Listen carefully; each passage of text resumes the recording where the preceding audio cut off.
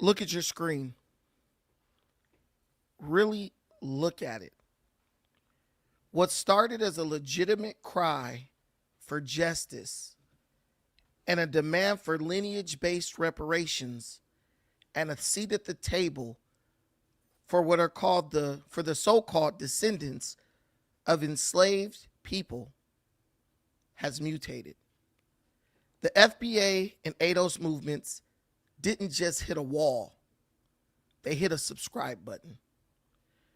We've watched a fight for a check from the government turn into a fight for a super chat or a donation for a pseudo historical documentary from a captive audience. It's become a digital gold rush where the currency is vitriol and the product is division. We aren't debating policy anymore. We're litigating who's black enough for a 3-hour live stream.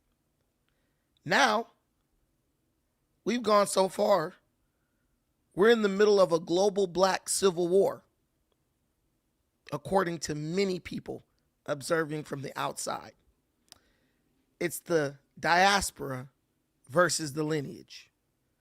It's toxic tropes, xenophobic dog whistles, and lineage weaponized in the name of gatekeeping our struggle. But while we tear each other apart over who's foundational, who's original, who's an immigrant, who's an interloper, the systemic structures we're supposed to be fighting against are just sitting back watching the metrics climb. See, this movement is different. This movement is different because this movement didn't get sold out like the movements of before. It got monetized. We've traded the pursuit of long-term repair for short-term engagement. And if we don't stop feeding this algorithm our own flesh, there won't even be a community if there's anything left to call a community. There will be no one here left to receive the reparations we're supposedly fighting for. My friends, I'm telling you today, the revolution will not be televised. It will be grifted for $4.99 a pop. We got these people out here screaming and hooping and hollering, embarrassing themselves because they think that the president of Ghana has come to America to steal their reparations.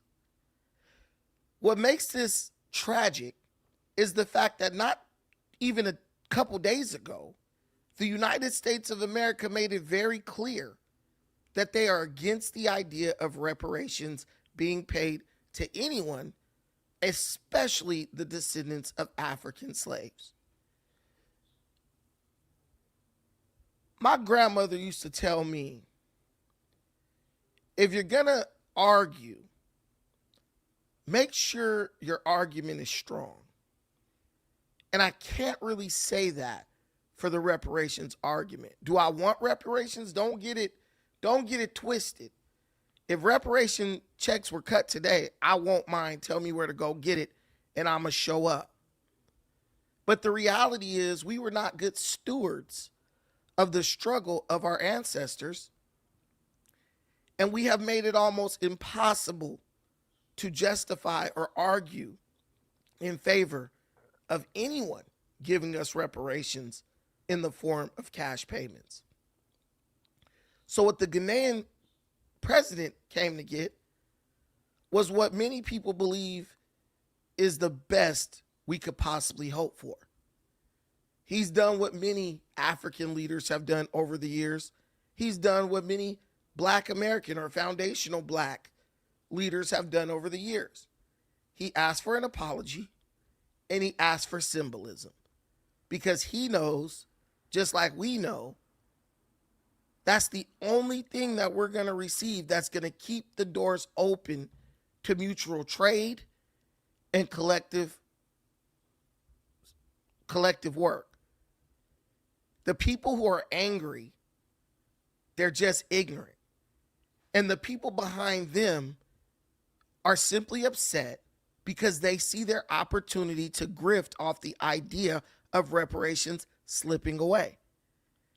If you look at who's leading the charge on reparations, these people only exist on the internet. You don't see TARIQ Nasheed in your daily walk. You wouldn't even know where to run into him if you wanted to do so.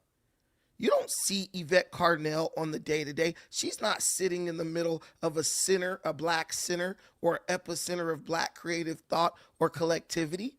She's on the internet, coming to you maybe once a week, sometimes even once a month, to remind you that she's the end-all be-all when it comes to this idea of receiving reparations. TARIQ Nasheed visits you a little more, but because intertwined in his reparations grift is his constant begging for funds for his failed movie empire. I don't know which hidden colors we're on. Is it 1, 2, 3, 4, 5, 6, or 12? But what I know is that there's not a single thing that has been accomplished since the initiation of the Hidden Colors pseudo-historical documentary series. I mean, let's be real. It's costing us more to fight for reparations than we actually have received in the name of reparations. Even the president of Ghana coming to America to ask for an apology on behalf of victims of the transatlantic slave trade is costing millions and millions of dollars that his poor, struggling country simply does not have. Current estimates price his trip to America to beg for an apology at $20,000 an hour. A third world nation who hasn't even figured out a way to sustain their economy in a consistent way is spending $20,000 an hour to come beg a white man for an apology. And what is that even worth? I saw a white guy kissing some black guy's feet, and that wasn't enough for black people. Let's be real. It'll never be enough. An apology is as good for you as it's as useful for you as having a pocket on a shoe. It's just not going to do anything for you that's going to satisfy you. But I've learned to come to understand something about our people. And I believe that we might be the only group of people on earth who believes that symbolism is currency. See, one of the things I've always noticed when talking to opposite races, other races, is that whenever you're at an impasse with them and they're trying to reason with you, but they understand that they're in a tough spot and you ain't buying what they're selling, what do they always revert back to? They bring up symbolism. They actually weaponize symbolism against you. If you get mad at a white person and you ready to bust his head to the white meat show, he gonna say, remember Dr. Martin Luther King? He was an advocate of peace and justice, and I have a dream that one day my 4 little girls will be able to stand on the porch with 4 white little girls, and they'll be able to eat chitlins and collard greens with a little bit of vinegar sprinkled on top. They always revert back, or they always take you back to whatever symbolism they injected into your community's psyche as a way to kind of calm the beast. And I believe that the apologies for reparations and the apologies for slavery are nothing more than the latest iteration of that. There might come a time where there's some funk or there's some friction in this country, and it might be race related. Though I believe it might have a little bit more to do with the immigration, even if it does come about and there comes a point where black people might have the upper hand, we know they're going to revert back. They're going to go back to this apology to this Ghanaian king or president as a way to try to get you up off their ass. I don't know about you, but apologies just don't do it for me. Symbolism just doesn't do it for me. Are we going to keep asking for the handout? Are we going to keep asking for the payment for the work of our ancestors that they never got paid for? When are we going to start, instead of asking for reparations, start demanding for these people to get the hell off of our backs so we can take advantage of the opportunities that are presented like everyone else? I look at the presidential election or the general election. I don't even see a black face on stage anymore. I look at political races all around the country, and I don't even see black faces participating. When I look at black politicians, all I see is black politicians continuously losing their seats for becoming the poster children of highly unpopular, horrible liberal Democrat policy. You know the names because there's a list. Jasmine Crockett is the latest victim. Right after her, you got Al Green. Not to mention the Nina Turners, the Fonnie Willis, the Jamal Bowman, and the Cori Bushes of the world. What exactly are you gaining in your fight for reparations? A lot of us don't know the story of the King Pyrrhus. King Pyrrhus was a king who fought the Romans.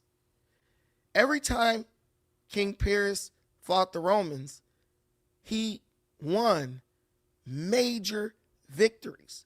Even when it seemed as if the battles were lost, Pyrrhus would continue to fight to the bitter end and would somehow manage to conquer or defeat the Romans in every battle.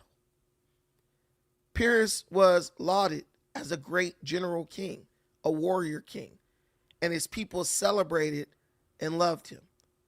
But the only problem with Pyrrhus was the fact that he would stay in the battle and fight to the bitter end even when he should have retreated. It created a situation where the losses became too great to overcome.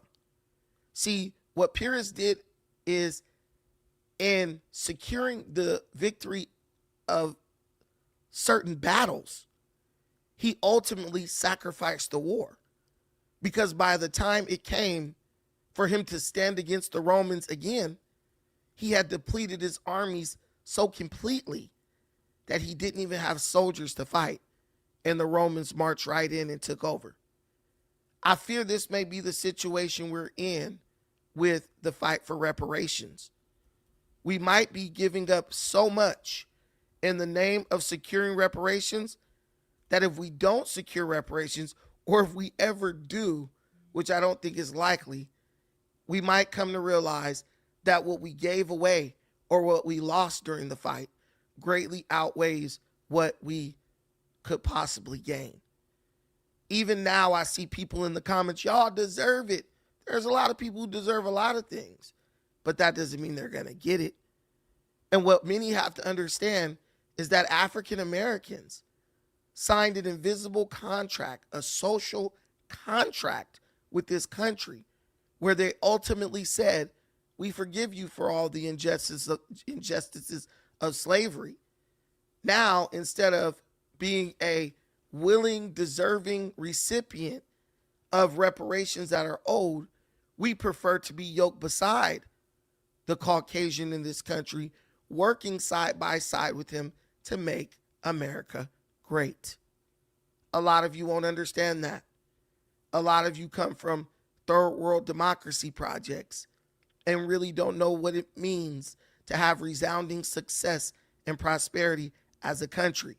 Your idea of a dream is to leave wherever you came from and come here so that you can take advantage of the opportunities that exist nowhere else in the world but America. This is a conversation that I believe is between two parties: the black African descendants of African slaves who were enslaved not only by their own in West Africa, but entered into chattel slavery at the hands of the white European known as the American. If we go by the law, the book has been closed. Your country has made a decision that they will even defend in front of the UN and every other nation on earth. And unfortunately for you, there's no nation on earth that could whoop your country into submission and make them give you these reparations. Unfortunately, that's the facts. But because you don't have the will or the desire or the strength to let go of the idea of reparations, you will continue to be exploited in the name of reparations by any con artist, grifter, bamboozler, swindler who comes along and sees you have a weakness. They know how to get you to let your guard down. Even now, grifter Dennis Sperling, failed lawyer, failed romantic, he's talking about how many people would be willing to donate to him so that he can litigate the situation regarding slavery. The problem is, black lawyers greater than Dennis, more accomplished than Dennis, have already litigated these reparation cases. And if you want to be real, how are you going to go gain reparations by law when the law retains the ability to change the laws and can do so in an instant and bar you from reparations? The law is not something that is set in stone. Congress can take a vote today saying that reparations will never be paid in the form of cash payments to the descendants of slaves. They could do that today. And where would you be? How much would you have wasted? How much time would you have spent only to see everything smashed into pieces right before your eyes? I'm not saying you're not going to get reparations. I'm not saying we'll never go back to the moon. I'm just saying it's incredibly unlikely. And the only reason why the con artists and grifters online are still screaming reparations, the only reason why they are mad over reparations is because they see their ability to grift you in the name of reparations coming to an end. That is why they're trying to tell you that the president of Ghana came to America to steal your reparations and take them back to his country and divide them up amongst the Ghanaian people. But if you go and do the research, you will see that there was not even a demand or request for any amount of cash involved in the ceremony that the president of Ghana traveled to the United States on a budget of $20,000 an hour for. He came all these miles, spent all of his country's money to stand in and receive an apology from someone who is not even the leader of the United States of America. When are we going to come to understand or accept the reality? Have you ever heard of the monkey trap, where they put something shiny through a coconut? This is what they used to do. They would hollow out this coconut and they would attach it to, like, I don't know, some type of contraption. And basically the monkey would stick his hand through because he would want to grab onto whatever shiny object was in the trap. But what made it a trap wasn't the fact that the contraption would close on the monkey's hand and he couldn't get out. What made it a trap was the fact that the monkey absolutely refused to let go of whatever he grabbed onto inside of the trap. And thus his unwillingness to let go ended up dooming him and trapping him. This is what I believe reparations to be for black folks. We just don't understand that just because we think something, we deserve something, just because we feel like it's owed to us, that doesn't mean that someone's going to give it to you. And if you say that, we make you the enemy, right? If you say that, you're a coon. Oh, you a traitor. You're this and you're that. You're not loyal to the black cause. But my question to you is, what person can be loyal to a group of people who can't even be loyal to themselves? What person can be loyal to a group of people who can't even be loyal to their own future? What person can be loyal to a group of people who can't even be loyal to their own potential? Every minute you spend complaining about reparations is a moment that you waste, that you could be using to move forward into prosperity and abundance. We used to have prosperity ministers who talked about the mindset and how the mindset played a major role in any goal that you wanted to accomplish. But you can't even coach the mindset when the mind is eternally locked on what could have been, as opposed to being focused on the future. No one's going to give you anything. That's what my grandparents used to tell me. My grandfather specifically would say, boy, don't nobody owe you shit. And it was harsh and I didn't understand it back then. But as I grow older and I deal with FBA and I deal with ADOS and I deal with people like TARIQ Nasheed and Yvette Carnell, it makes all the sense in the world. He didn't really mean that no one owed me anything. What he was trying to make me understand is, even if someone does owe you something, the burden is on you to make them give it up. If the bank loans you $50 million, is the burden on you to pay it back, or and you refuse to pay it back? Is that putting the burden on you, or is that putting the burden on the bank? You have no leverage to make any demands in this country. The leverage that you used to have with your vote, you didn't use it for anything. You just gave it away. Do I believe black people could have received reparations? We always bring up the Japanese. Oh, they paid the Japanese. They paid the Jews reparations. But you know what? The Japanese vote as a bloc, and they vote for whoever does what they want them to do. The Jews, they vote as a bloc. The Jews voted against Donald Trump in 2020.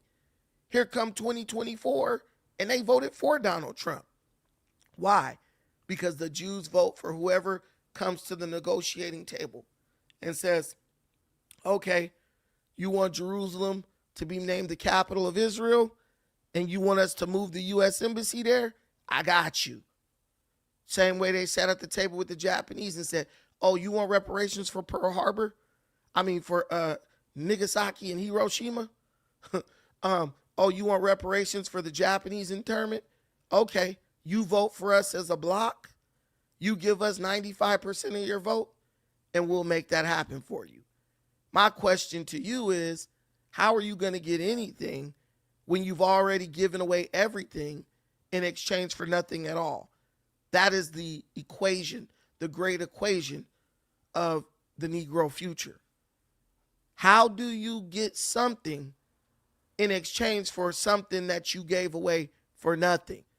It's like a woman who's the town harlot expecting a dude to wife it up and buy her a house. You're going to charge him for something that you were giving away for free? The laws of the universe tell you that that's not something that's realistic or logical. But the laws of the universe also tell us that things are always changing. There's a saying I love from my favorite motivational speaker, Les Brown. Les Brown says, you must be willing to do the things today that others will not do, to have the things tomorrow that others will not have. So my question to all of you, from me to you, with love and abundance in my heart is, what will you do today? What will you do today to have the things tomorrow that others will not have? You could answer that in the comments. Guys, you're a Pan-Africanist. You answer that question. I answered the question. What you mean, boy? I've answered this question time and time again, but y'all don't want to listen to your boy. When I tell you the truth, I'm a coon. He's a coon. He's Uncle Tom. He's a traitor. You know what, bump this? I'm going to watch TARIQ NASHEED tell me that reparations is right around the corner. You had your opportunity. I fought a civil war with my own people over this idea that we need to aim for more than just reparations. I'm not saying that people can't fight for reparations. What I'm saying is the question I'm asking is, why does that basket deserve all of your eggs? What group of people on earth base their entire political identity around one issue for 10 straight years? What group of people on earth gave away the Buy Black movement, the economic empowerment movement, black business directories, Live Black, Love Black, Buy Black, and all these things that we fought so hard for? What group of people gave all that away so that they can more wholly, more totally chase the dream of reparations? And guys, I'm right with you. There is something you're owed. That's a fact. But what you're owed is an apology. You're owed an apology from all the grifters who hoodwinked, swindled you, and bamboozled you, using this idea that they were going to help you gain reparations. I remember TARIQ NASHEED said out of his own chapstick overusing lips, I'm going to show you how to get reparations, when he subverted and divided the ADOS movement. I remember Antonio Moore damn near guaranteeing that if you guys stuck together, you would see yourself with a big fat reparations check by now. That's the apology you need. Bump asking the government for an apology. The government is like old pimp. The government tell you what it is and what it ain't, and what it's going to be and what it's not. The apology you're really looking for is from the people who wasted almost 10 years of your life encouraging you to worship at the altar of unreceived reparations. And then once they made their pockets fat, they just walked away. That's who owes you a apology. But what will we do? We'll do what we always do. We'll just laugh it off. It ain't no thing. No, it is a thing. Because you then went from being young to having gray up in your beard and gray up on your head, and you ain't came not even a step closer to reparations.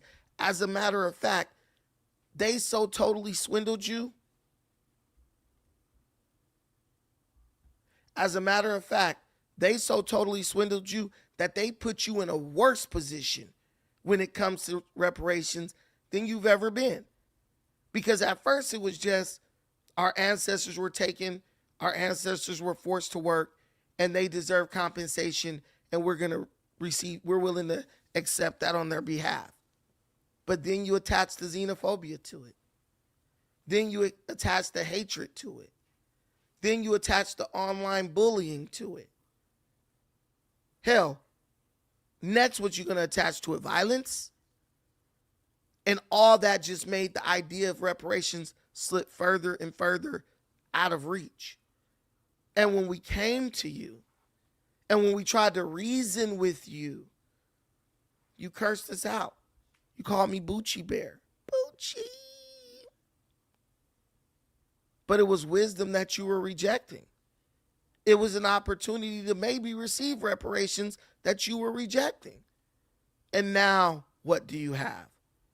Nothing left but your foolish pride. And if that is enough to sustain you, then so be it. Enjoy it, relish in it. But I know it's not. I know it's not. Because you really thought you were going to get a check. Cut the check doesn't have the same ring to it. It doesn't have the same ring as it once did. Cut the check. It doesn't echo through the halls of our DNA. It doesn't hit the blood like it once did. Now I hear cut the check, and I just chuckle a little bit because I think of all the things we gave up and sacrificed for the check. Do you guys understand that our people were willing to sacrifice their whole damn identity? Not for a check, but for the idea of getting a check. Only to have the United States government come and say, I'm never giving you guys reparations. It's never happening. And it doesn't matter what you say. And it doesn't matter what you think. And it doesn't matter what your big mama told you if she told you that you was 62% Cherokee Indian. She lied to you. She lied to you. And what's worse, you lied to yourself. You lied to yourself. So you can't even blame them. It's not anyone's fault, but ours. And the only person who's going to be able to fix it is us. Even now, bet that room stank. That's all we got is jokes. We damn sure ain't got reparations, but we damn sure got jokes. But it's like old Illinois told Bumpy Johnson on the movie Hoodlum. We the joke, Bumpy. We the joke. Because we wasted 10 years of our lives. Worse than our own physical lives, we wasted 10 years of our political lives chasing something that we all deep down inside knew was never going to come. ADOS and FBA never even left the realm of being a digital online movement. Right now, when is the next FBA conference? Because you didn't have one last year. When is the next ADOS conference? You didn't have one last year. It's gone. Your leaders have abandoned you, and they've moved on with their lives. And me, I'm like the old leper, the old priest who goes and works on the Isle of the lepers with all the kids with leprosy, just trying to nurse y'all a little bit and give y'all a little strength and motivation so y'all could jump off the porch again with a different pursuit. And what do I get? I get ridiculed. I get mocked. Listen, it's your kids who you were banking, whose future you were banking on reparations, not mine. I'm trying to tell you out of love, not hate, not jealousy, not envy. But if you don't want to accept it, that's on you. Accept it or reject it. Reject it. Kick it on down the road if you don't want to listen. But we all know it's true. You can't debate or dispute the truth, the reality. Now, guys, I'm sorry about that, but we can't keep on belly aching over that stuff. We have more pressing issues to be concerned about. And one of those issues is the situation in our cities. You're probably first generation Caribbean. No, I'm not. I ain't no damn Caribbean. No, man. I'm not Caribbean, man. That's another defense mechanism. When somebody talking sense to us, like common, could you imagine believing that when somebody talk common sense to you, you're Caribbean? You must be a tether. What you're basically saying is that only those group of people, that group of people, they have more common sense than you. They have more common sense than your own group. It doesn't make sense. It's like when somebody black talks proper. You talking white. Well, then all black people must talk ghetto then. Stop making certain stuff synonymous with your identity. That's what ignorant people do. No, there's plenty of black people who have common sense, who know that the United States ain't about to pass nobody out a check based on race. They're not even going to pass you a check based on lineage, bro. That's real. They won't. They're not going to do anything for you. And the reason is not even because they don't want to, but because they have so many other groups in this country that they're not trying to lose the support of those groups in an effort to gain the support that they already have, no matter what. Understand that for the United States to give you reparations, that would mean they're putting you in a higher position than a lot of groups in America. What do you have to give, to leverage? What do you have to offer them that makes it plausible or logical for them to do that, right? Most of your people don't even vote. And the ones that do vote, they only vote Democrat. So right there, you eliminated the Republican Party because they know you're going to vote 85, 90% for Democrats. Then, even with the Democrats, they already know they got your vote. They're like, Democrats are literally with black people like, we know you're going to vote for us no matter what we do. So why cater to the vote that's already captured while we can go and cater to a vote that we trying to get? Who could tell me what group right now the Democrat Party is trying to appeal to?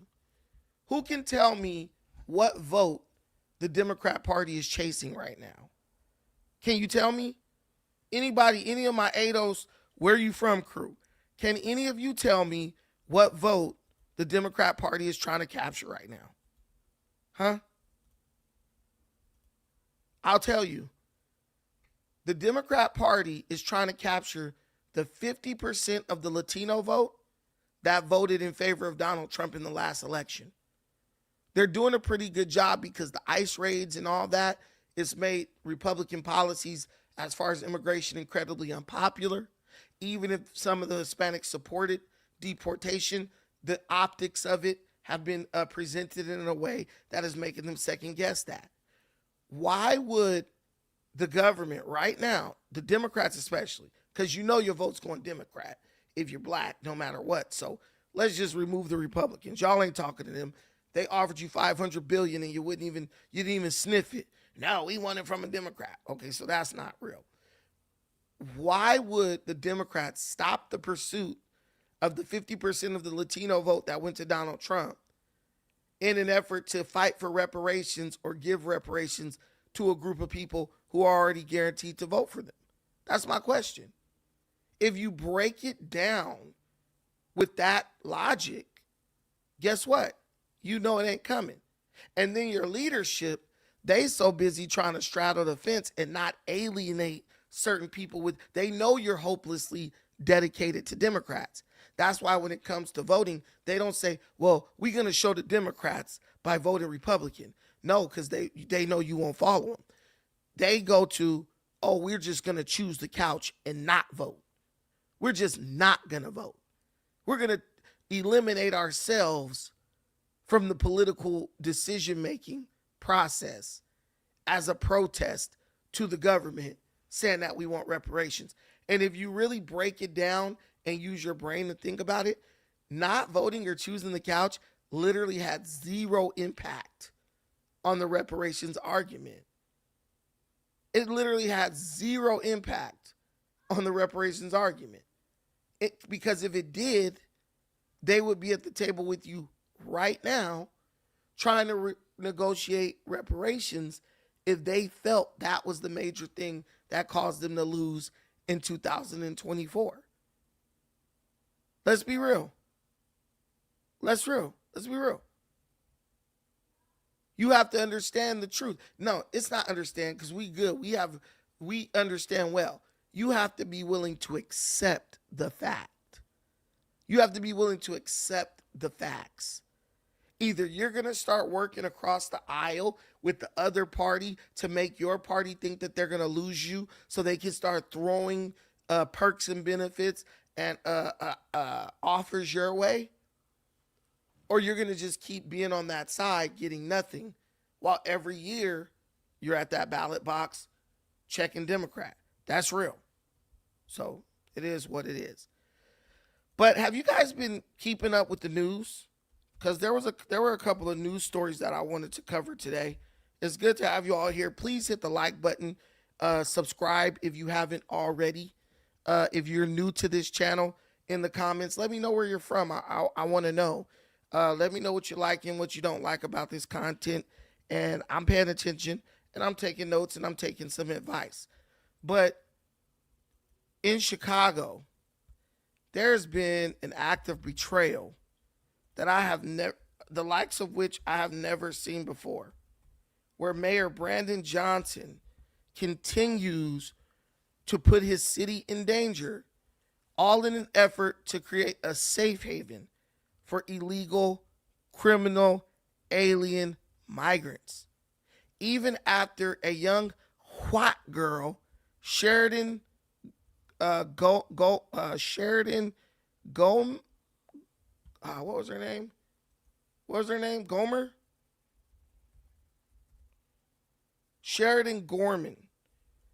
Even after this young white girl, Sheridan Gorman, was killed by an illegal criminal alien migrant who jumped out of the bushes of her college campus while she was strolling with her friends, looking at the northern lights. Brandon Johnson is still out here on his crusade to demonize ICE and convince black people that having illegal criminal alien migrants here to compete with us for everything, resources, work, reparations, is somehow in our best interest. Let's check this out. The new abolish ICE snowplow. An illegal immigrant just killed a young white girl 2 days prior. And he's telling people that the major threat in that city is ICE. ICE would have got rid of the illegal before he killed Sheridan. But for some reason, in Brandon Johnson's mind, ICE is the problem.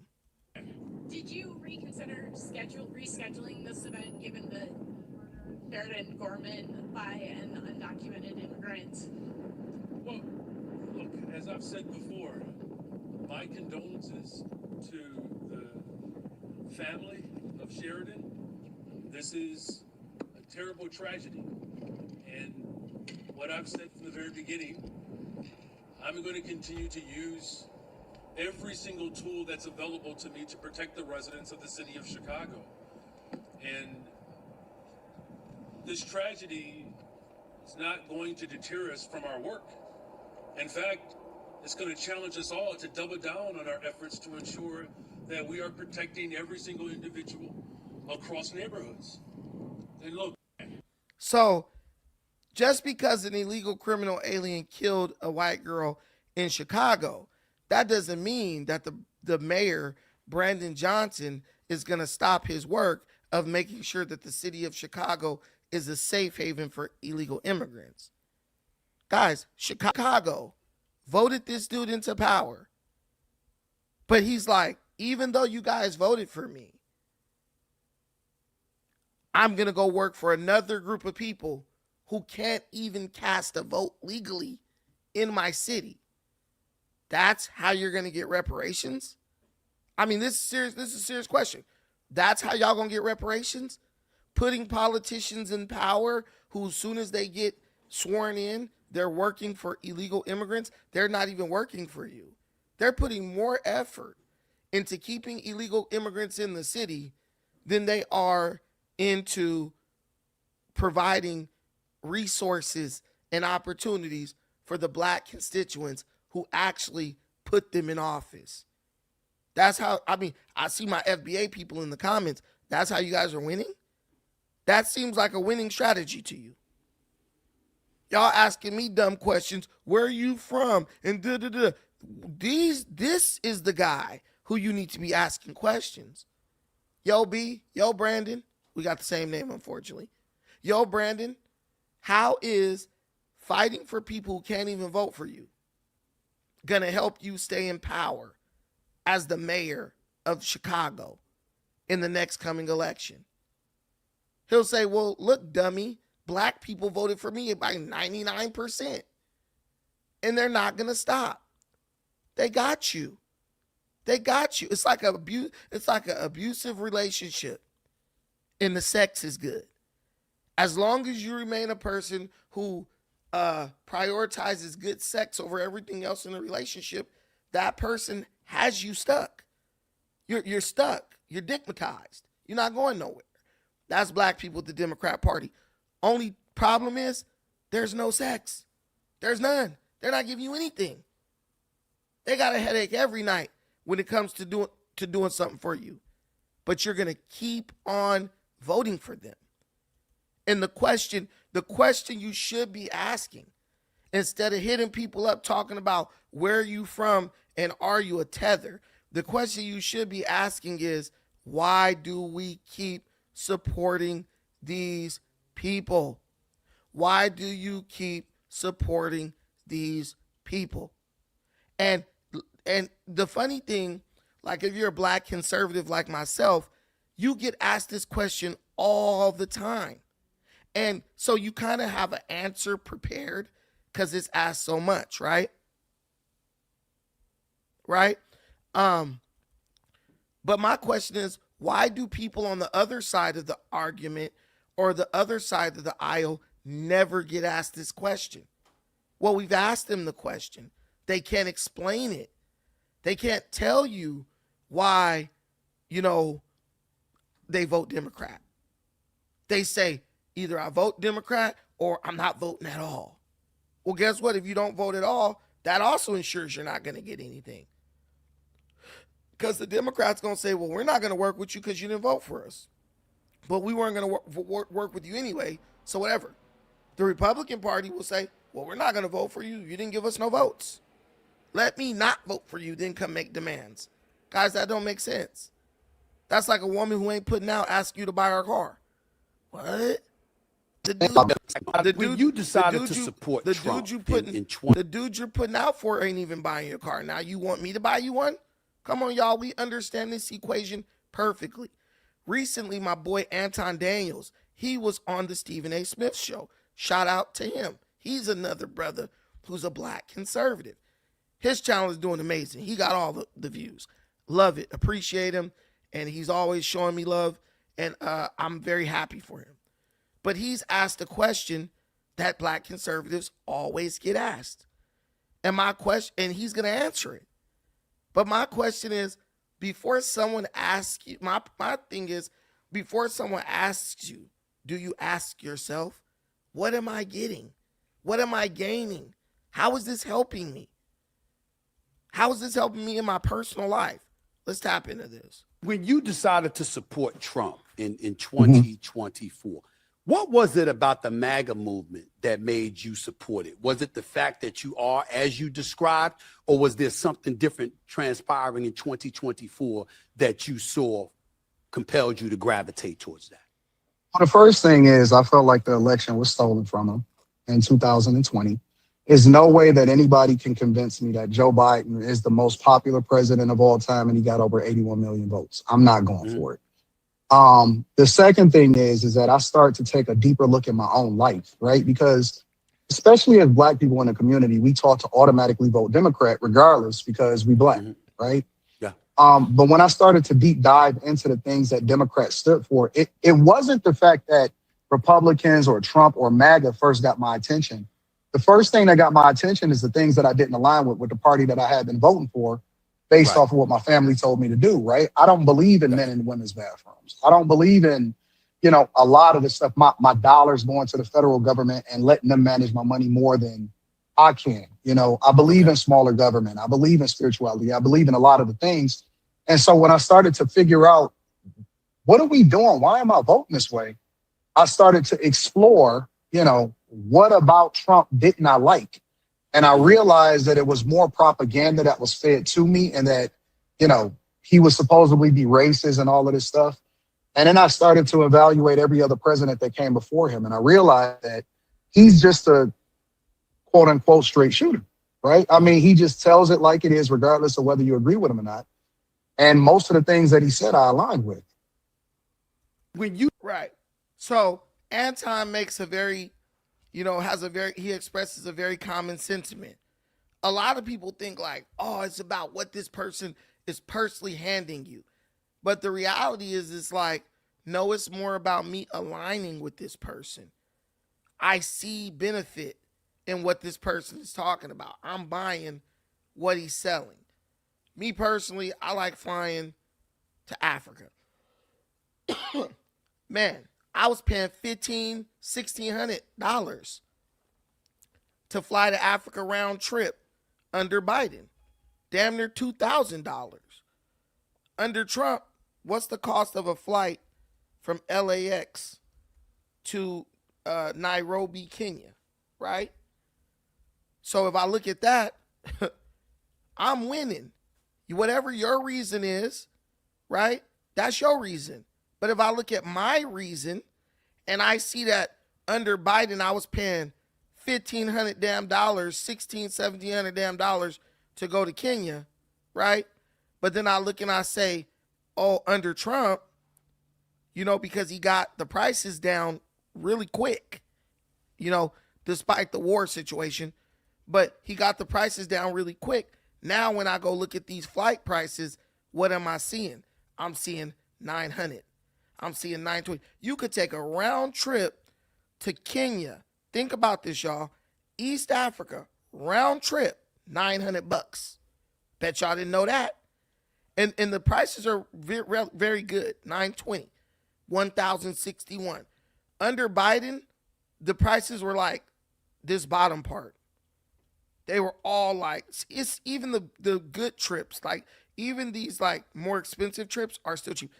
But when I was for 4 years under Biden, you see this $1,579, I was paying $1,600, $1,700, $1,800 for the ticket that was normally $900, like it is right now. For me, someone who, and there's even one over here for $800, if you go with the cheapest deal. Yeah, even $800. 26-hour flight, 6-hour layover in Istanbul, $872. That matters to me, right? So if someone says, oh, how did you benefit? Well, that's one of the ways I benefit, because I get cheaper flights. So if you're somebody like me who has businesses in Africa and I'm working over there, I got my land over there and stuff, that matters, because that determines whether I can go 4 times a year or if I can only go 2 times a year. So when I'm voting, it's my personal reason. But my question is, you voted for Biden, 81 million votes. What did you gain? Can any black person tell me what did they gain when they voted for him? I don't think you could. So me and Anton is on the same wavelength. He likes to build houses and stuff. It benefits him. I like to fly and go handle my business in other countries. It benefits me. That's a benefit. Until you can answer, so yeah, this is how I benefit. Then what's the point? Alan, come back up here. Somebody also called me an op.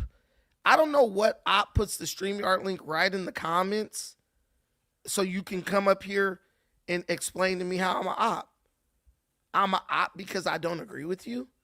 Hell, boy, you don't even agree with yourself. You don't even know what you think. You got grown-ass black men, 40 and 50 years old, who don't even know what they think, or they don't even know their own opinion on things. They don't have no passport or nothing, and they don't even know what they think about issues that affect everybody. That's just not me. That's not me.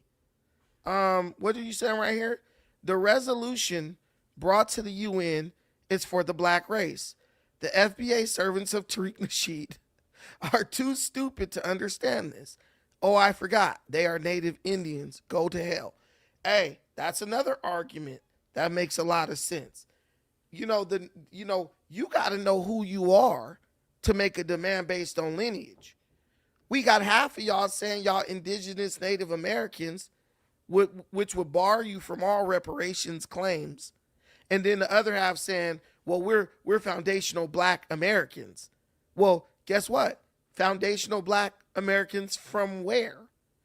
Because if I hear FBA right now and I've never heard of it, I'm going to think you guys are a Wabo group, people trying to claim that you're Native Americans, because that's the most vocal element of your group.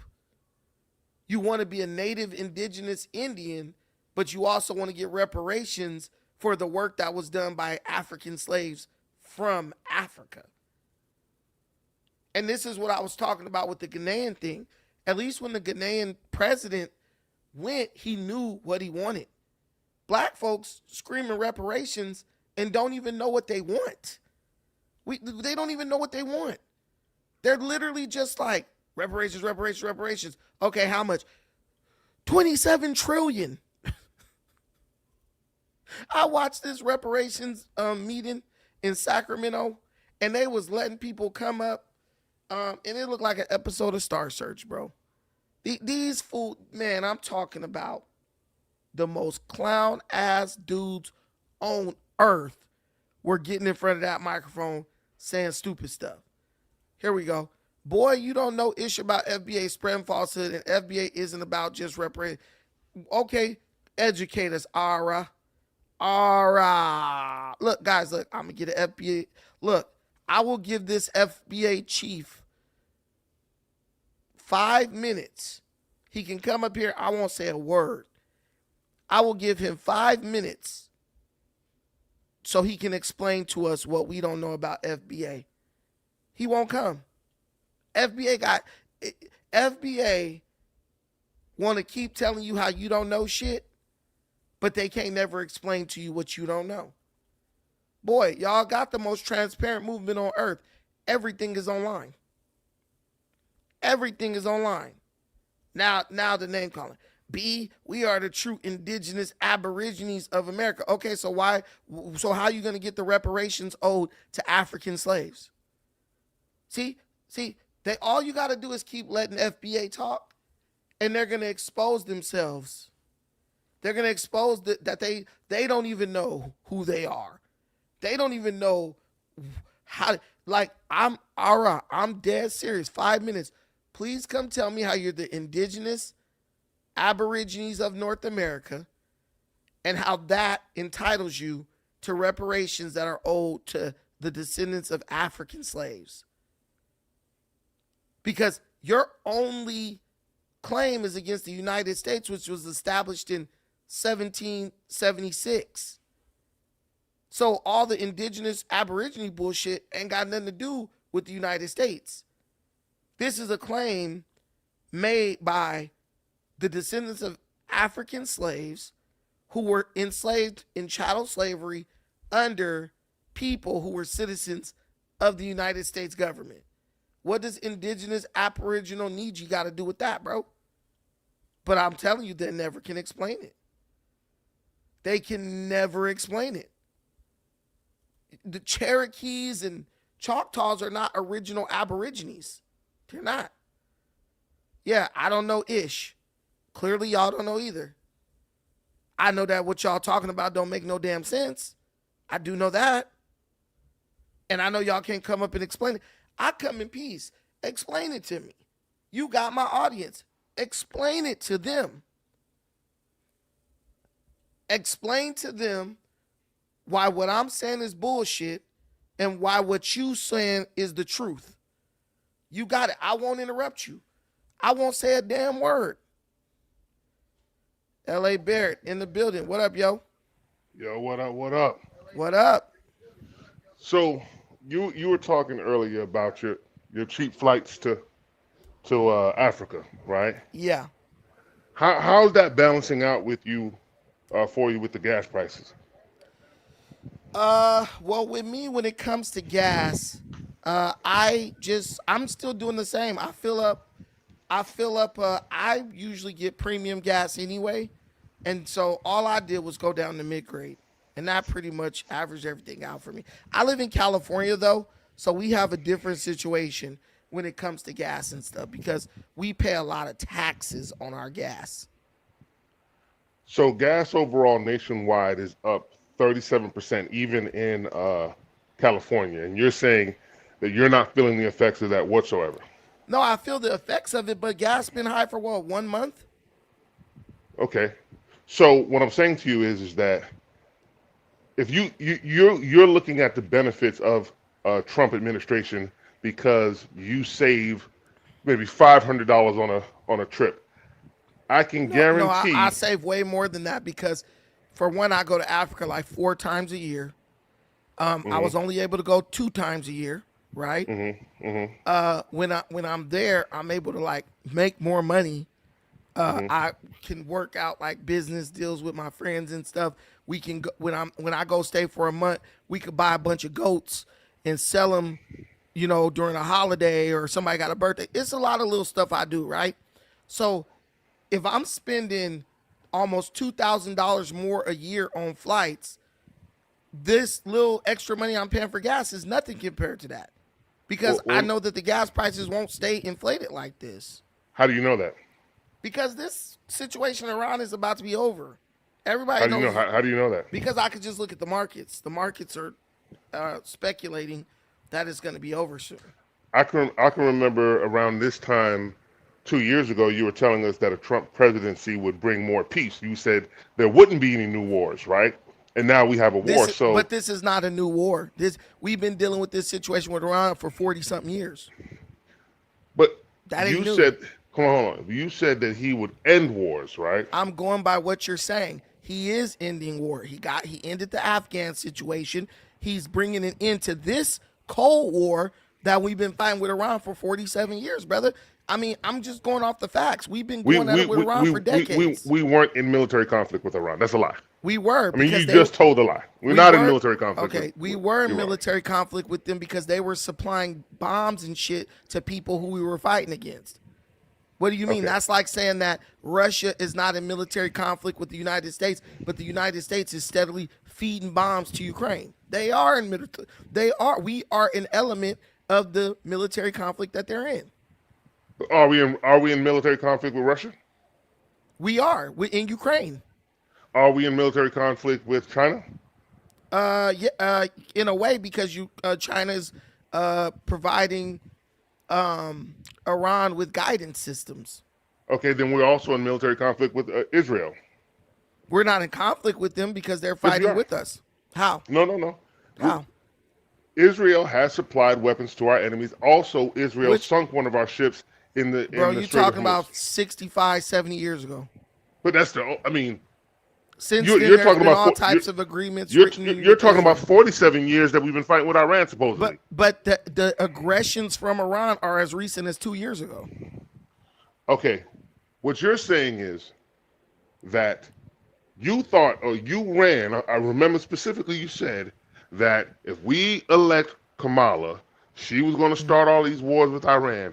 And now it's Trump fighting with Iran, and you're saying, we were always at war with them. I've never even mentioned Kamala in the same sentence as Iran. And what I would say about Kamala was she is literally responsible for the conflict between Ukraine and Russia. She went to Germany multiple times screaming that Ukraine should apply to be in NATO. She kept doing it. She kept agitating Russia, threatening, making them feel like Ukraine was going to be admitted to NATO. Since the United States runs NATO, if the United States co-signs your application, you're getting in. Why is someone who knows that there will be a war that breaks out if Ukraine joins NATO because they sit on Russia's border, why would they get on stage in Europe and scream that Ukraine should try to join NATO? She directly caused that conflict. Brandon, when did Russia seize Crimea? The Crimea Peninsula? Under Biden, under Obama. That's an absolute lie. When did they seize Crimea? During the first Trump administration. Yeah, okay. So they did it under the first Trump administration. But that's fine. That was none of our business. But hold on. Kamala Harris, who was at that time the Attorney General of California, you're saying she's responsible for why Russia did something while Trump was president? Yeah, because Russia did not invade Ukraine under Trump. Russia invaded Ukraine under Biden. They soon. Yes, Brandon, they did. Where's the Crimea Peninsula? It's in Ukraine. Okay, so if they took the Crimea Peninsula, that Yes. means they invaded Ukraine. That's the only way that can happen. But what I'm If telling somebody, you is, if somebody we takes had Florida, nothing to that do. means they invaded America. Listen, but we had nothing to do with that situation. Nobody was saying America needs to give Ukraine military support to fight Russia at that time. And that's back, remember Obama, he just was like, I'll give them blankets, I ain't giving them no weapons. Trump kept the same energy as Obama. I'm not sending them shit. Biden them encouraged them to join NATO, which escalated the situation, and then Russia invaded the mainland of Ukraine. The whole thing is Crimea Brandon, was something. Russia, Hold on. Russia invaded hold on. Ukraine while Crimea- Trump was president. Crimea was a historically Russian area, and the So was people Ukraine. okay, and the the people of Crimea wanted to be a part of Russia. They kept doing votes and taking polls and all that, and those people were like, we want to be back a part of Russia. That's how Russia took Crimea. Russia really didn't even have to do nothing to take Crimea, and Ukraine really didn't even fight Russia over Crimea because it was an ethnically Russian population. So that's not an invasion. That's more like an annexation. Right? There is a difference. There's a difference. People who went to school know the difference between an annexation and an invasion. So they annexed Crimea. What they did under Biden was an invasion. Notice you didn't see Russia sending tanks and all that shit in under Trump. Under Biden, tanks, it's a full-scaled invasion. And they said why. Russia said why they did it.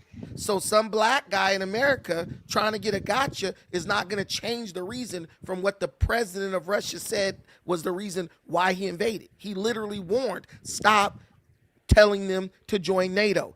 That heifer kept getting her ass on stage. I hope I could pull the quotes up. And within a few weeks of her doing it, they invaded, bro. She did it 4 different times.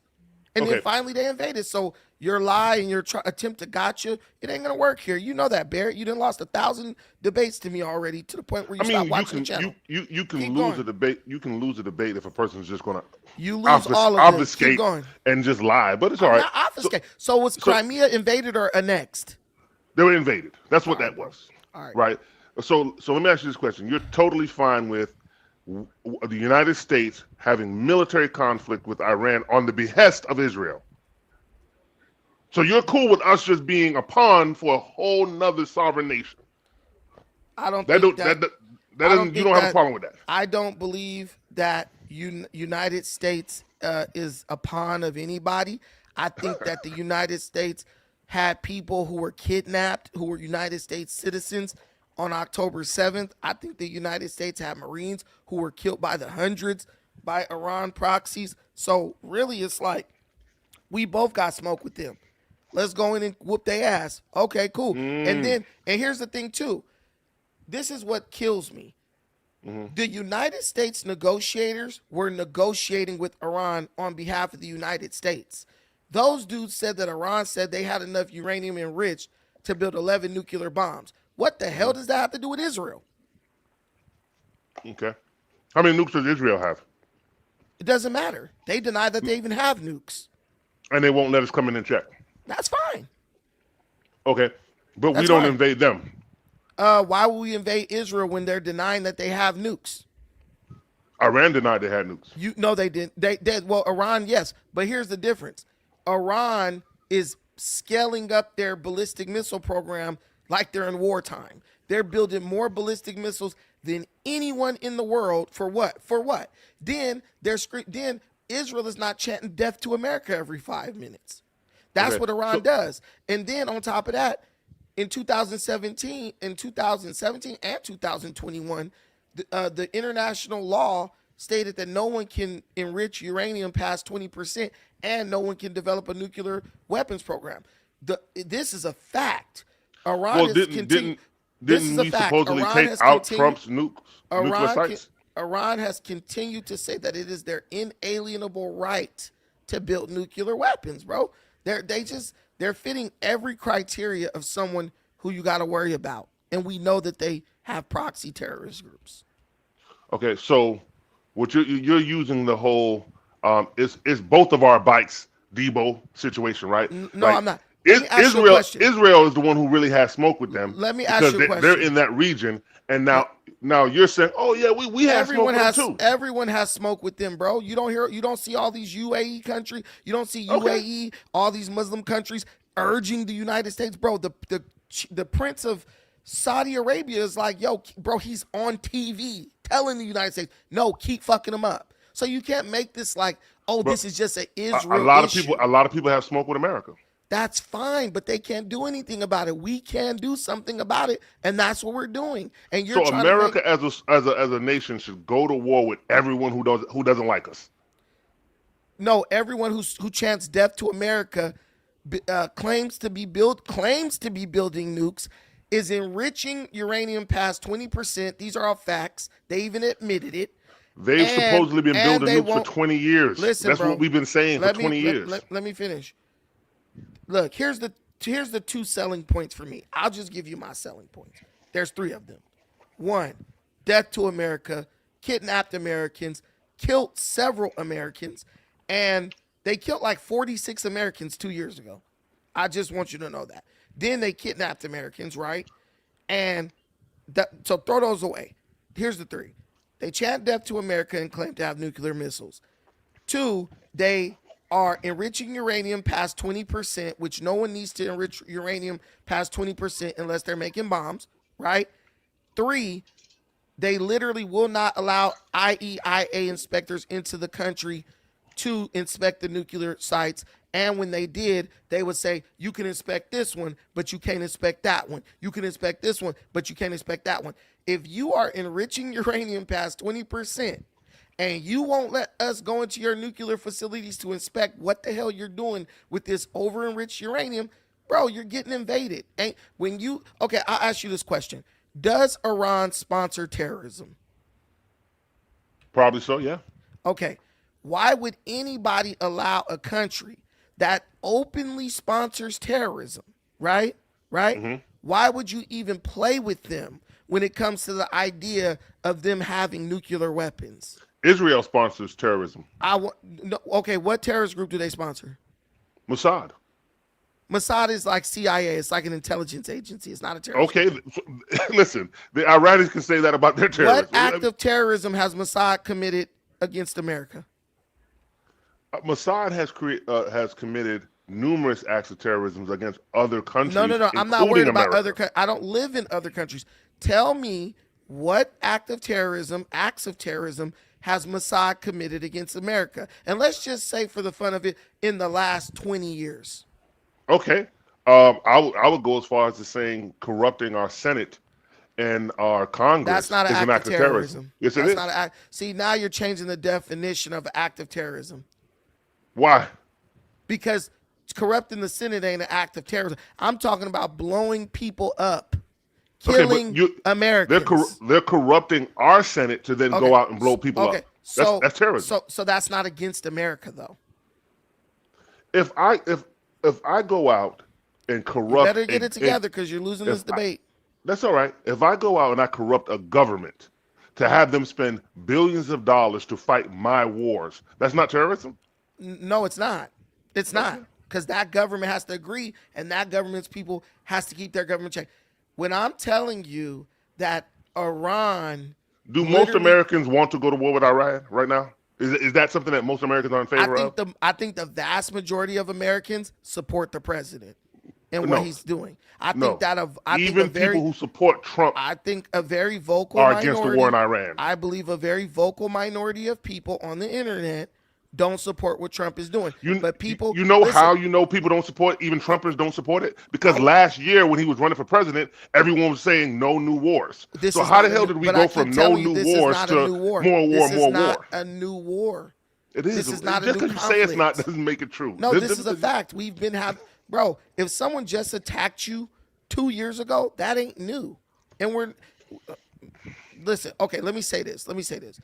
You've already admitted that Iran sponsors terrorism. When I asked you what terrorism Israel sponsor Mossad. Mossad CIA. Okay, they're going to the American Senate. Okay, so that means zero. None. Israel ain't sponsoring no terrorism. They don't need to. They have the United States on their side, so I get that. My thing is this. Israel is an American ally. They go, you know what I'm saying, drag it to the dirt with America whenever. Right now, everything America does to Iran, Israel and the UA are taking the punishment for it. We're not, no bombs came over here. So Israel is willing to lose lives in the interest. Like, but you're totally fine with being cucks for Israel. I don't know why. Listen, okay, that's fine. Whatever you say. But what I'm telling you is this. If you admit Iran sponsors terrorism, right, why would you let a terrorist sponsoring country who screams death to America before they eat their Ayatollah flakes in the morning, why would you even risk them acquiring a nuclear weapon? You do know terrorists get shit like that and actually use it, bro. You do know that, right? Okay. So you're telling me the risk is worth the potential of Iran getting a nuclear weapon is worth it. It's worth it to let them get the nuclear weapon so that you could play this game of, oh, no, new wars. They're supposed to be getting nukes for 20 years. I'm asking you a very simple question. Is it worth us allowing Iran to get a nuclear weapon as opposed to just going in, wiping their shit out since they don't want to let us inspect and all that? I don't believe you believe that Iran had nukes. You know that Iran didn't have nukes. I don't think Iran had nukes. What I believe is Iran was developing, enriching uranium. Hold on one second. I got this carpet guy calling on. Hey, David.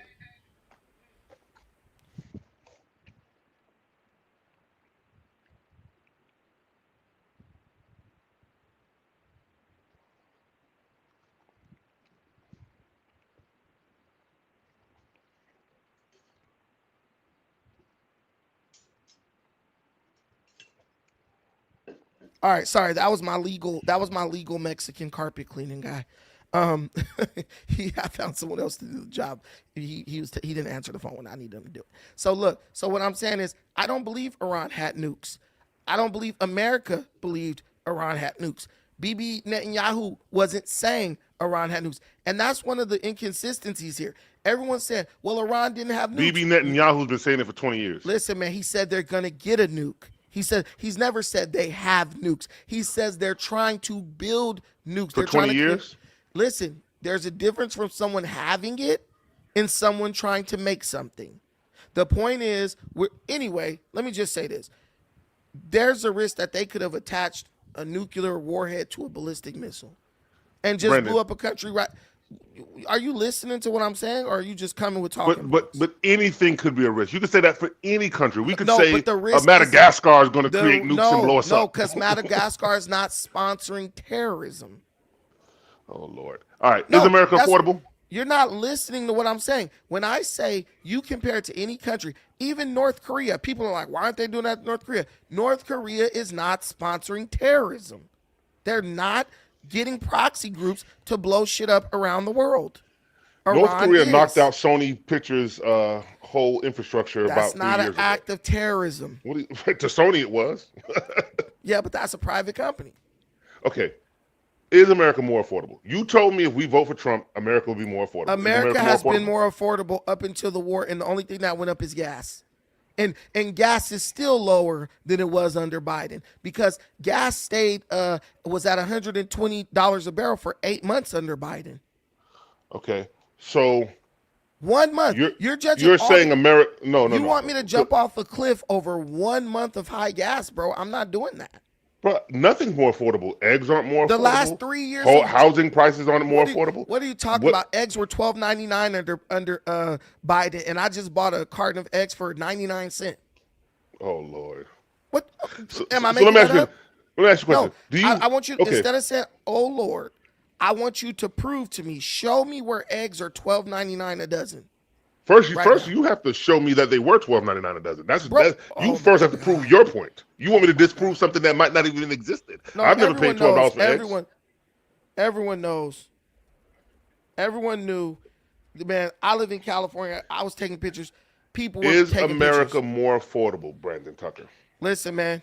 At their peak in early 2025, under Biden, U.S. egg prices reached record highs, while retail prices a In dozen. early 2025? That's when Biden was in office still. For 6 days, nigga. Oh, January yes. 6th, Trump became the It was president. carry over from Biden. That's Trump ain't gonna affect nothing the first day he gets in office. You know, you're just playing ignorant. But anyway, so eggs reached the highest cost was $10 per carton, and I live in California, so they gonna throw some extra dollars on that, and it was $12.99, even $13.99 for a carton of eggs, bro. Under Trump, I just bought I bought 3 dozen, and they were 99 cents a dozen, but the limit was 3. Okay, gas prices are through the roof. We're No, at they're war not. with war with Gas Iran. prices are the same right? as they listen. Gas prices for us in California are the same as they were Okay. for 3 years under Obama. That's the fine. Same price. That's fine. Gas prices through the roof. Right Nothing's now- more affordable. right now- affordable. We're at war right with now- Iran. Listen. Wait, let me say this. As of early 2026, the cost of eggs has significantly declined from the record highs seen under Biden, with data showing a drop of 59% from March 2024 peak of $6.23 per dozen to $2.58 per dozen in January of 2026. So what are you talking about? This eggs went way down. And I just told you I bought a dozen for 99 cents. So, and it just continued to go down. Everybody in America knows that eggs are cheaper under Trump. I don't even think that's something that was needed to be debated. Okay. So okay, let's even say, forget the war, forget the affordability, forget all that, right? Because we're just all imagining it. It's not happening. No, because you're trying to reinforce a lie, but you have no facts to reinforce it. All right. Let's Gas say is cheaper under Trump than it was under Biden. That's a fact. that's not a fact. Even now, but it was $120 a barrel for 8 months under Biden. a barrel. Yes, A barrel. And even now today, it's less than $120 a barrel. So it's cheaper than Biden So why are the prices higher at the pump? because of speculation of the market. And guess who wanted to stop people from doing that? Stop people from doing what? Okay. The thing that they're doing is speculating that oil supply is going to run low. So they're charging a lot for it now at the pump. But right? the prices are starting to go down because they realize it's not going to be low. That's essentially price gouging, right? No, it's the Democrats had a bill in Congress to stop gas companies from doing that. Listen, the Democrats And Republicans shot it down. The Democrats are price gouging themselves with taxes on gas. I live in California. They add $2 of taxes and regulatory fees on every gallon of gas in California. Is Arnold Schwarzenegger a Republican or a Democrat? Listen, man, this is a totally Democrat-run state, and their Is price Arnold gouging. Schwarzenegger a Republican Arnold or a Schwarzenegger Democrat? is not in office, so it doesn't matter. But was he at one point the Republican governor of At California? one point, 20 years ago? Okay, that tax that you're talking about existed when he was there. It was there before he was there. Okay, so if you're saying that Democrats are the one taxing the gas, why didn't the Republican governor repeal the tax? Because Democrats put the gas tax, and just because the governor is Republican, any change to a law still has to pass the California legislature, which is 99% Democrat. You just don't have a basic understanding of politics. If the legislation is 99% Democrat, then how did the Republican governor win? Republicans win in Democrat strongholds all the time. Glenn Youngkin. Okay. Come on, all right. stop it, bro.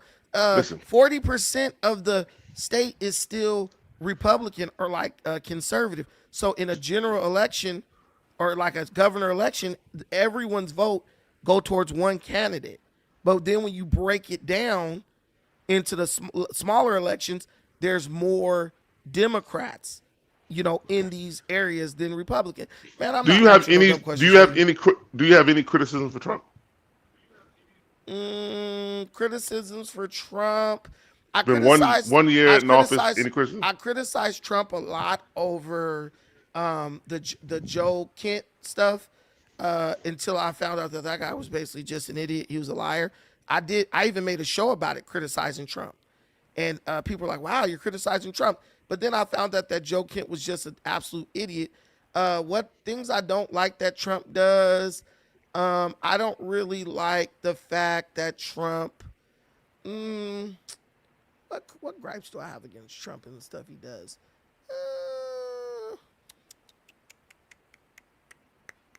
I don't know. I don't like that Trump dismantle a lot of what Biden did with the CHIPS Act.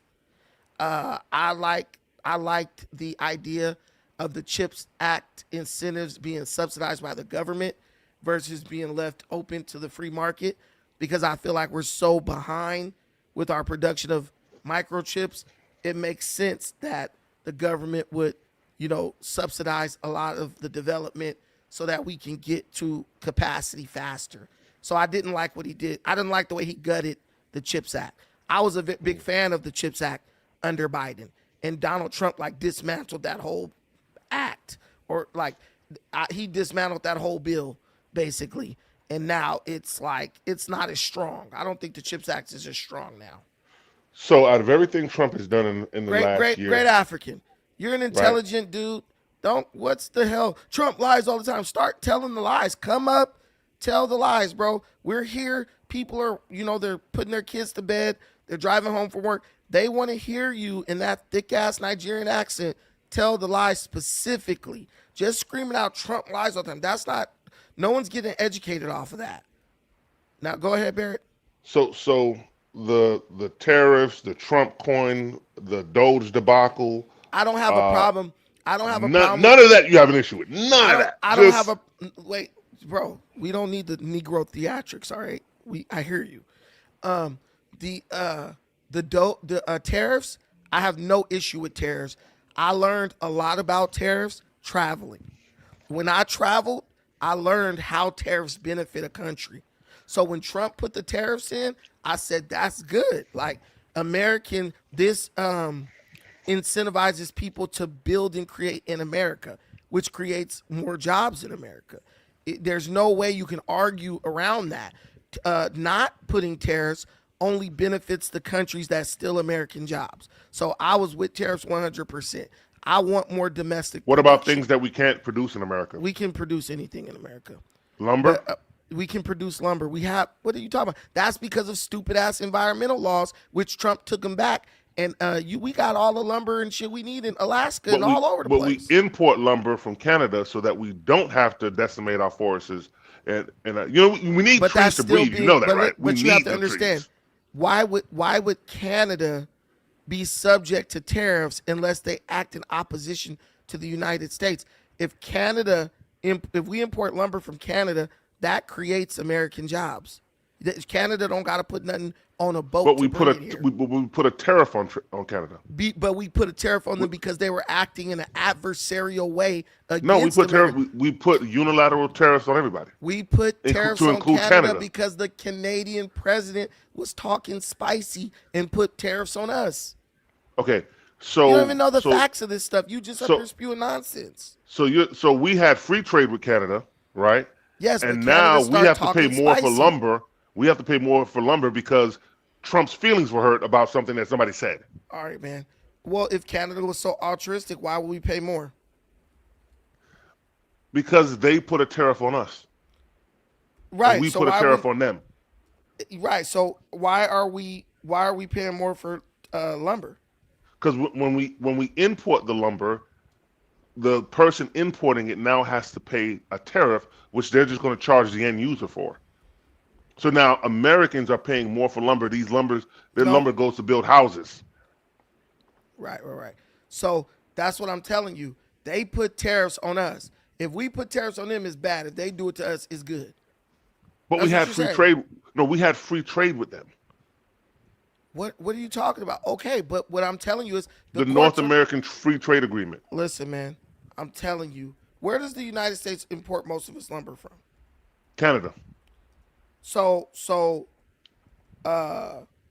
if they raise tariffs on us, shouldn't we be allowed to put tariffs back on them?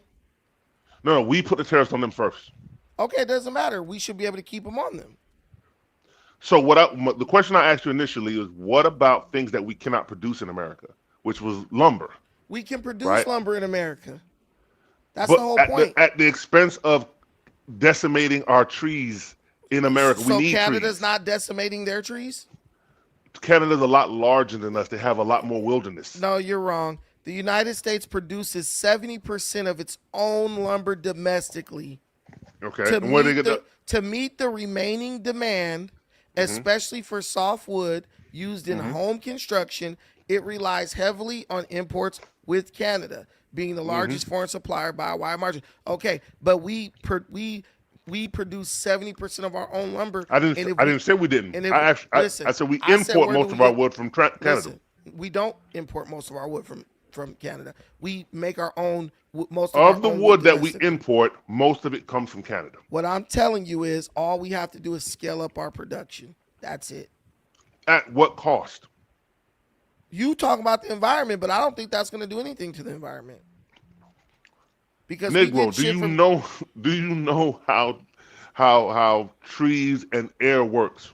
Yeah, I do. We need trees to eat up CO2 gases, bro. So is Canada depleting their environment? They have a lot more forest land than we do. Hold on. Half of America is basically desert. They have a lot more forest land than we do. That's why they have more trees to spare. Hold on. So now Americans are paying more money for houses because they have to pay more money for wood now, which already affects home prices. And you don't care anything about that. No. So basically, Trump can do no wrong in your eyes. Everything Trump did is good. Everything. I just told you the situation about the CHIPS Act. That's the only problem you had with the CHIPS Act. CHIPS Act, because I think everything else is just things that could easily be fixed. Like Trump could just. Everything with Biden was things that could have been easily fixed. No, Biden was doing some irreparable. Okay, 20 million illegal immigrants flooding the country. That can easily be fixed. Okay. Well, didn't Trump say he was going to fix it? Yeah, but can it easily be fixed? Like, okay, let's just get them all out. Trump said he was going to fix it, right? That's why you voted for him. But you're trying to do it. But you're saying it can't be easily fixed. But Trump said it could be easily fixed. No, Trump never said it could be easily fixed. Trump said he was going to fix it by getting them out of here. And now the Democrats, your party, are challenging him every chance they get. Did he fix it? He's working on it. He's fixing it. He stopped. Well, the thing he fixed was no more illegal immigrants are coming across the border. I don't understand that we're both black and you joke and laugh like you're benefiting from what Democrats are doing. Everything is an indictment of what Trump's. Bro, you are black. No, shut up for a second. How does allowing 20 million illegal immigrants into the country to compete with you and your children for jobs benefit you? They're not competing with me or my children. You're a taxi driver. Neither you. You're a taxi driver. Neither you. You're a DoorDash driver. They're definitely competing with you. They were working in farmland every and doing DoorDash agricultural person jobs. you get is no, they're not. Every DoorDash driver you get nowadays is a South American illegal immigrant. That is direct competition. Maybe with you, maybe in Los Angeles. Even though you are also an immigrant. Maybe in Los Angeles. I want you guys to be real. I want to be real with you guys. Barrett is an immigrant, right? I'm not an immigrant. I don't know. You are, Barrett. You are. I'm not an immigrant. Yes, you are. I'm not an immigrant. Yes, you are. You can keep saying it, but it's not true. I'm not an immigrant. You're an immigrant, bro. What's your last name? I'm not an immigrant. What's your last name? Barrett. Oh, Barrett is your last name. That sounds like an immigrant last name. You from Cote d'Ivoire. You from No, but I could have swore you were an immigrant. Anyway, I'm not an immigrant. Listen, it doesn't benefit you at all. So when you laugh and giggle, you're looking at this like it's a football team. My team versus your team. I'm looking at this as to what's best for America. That's it. And what the Democrats did is not what's best for America.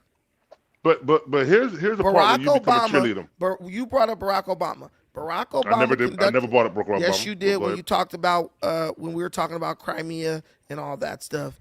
Anyway, listen. Barack Obama did a study in 2010. That study concluded that illegal immigration disproportionately affects African Americans in a negative way. That is why one of the major themes of Barack Obama's presidency was deportation. My question to your Democrat kiss ass and ass is, under Obama, who you voted for, they wanted to deport and get rid of illegals. How did you go from supporting the guy who wanted to get rid of illegals to supporting the guy who allowed 20 million illegals to flood the country. Okay. You said these immigrants are illegal, correct?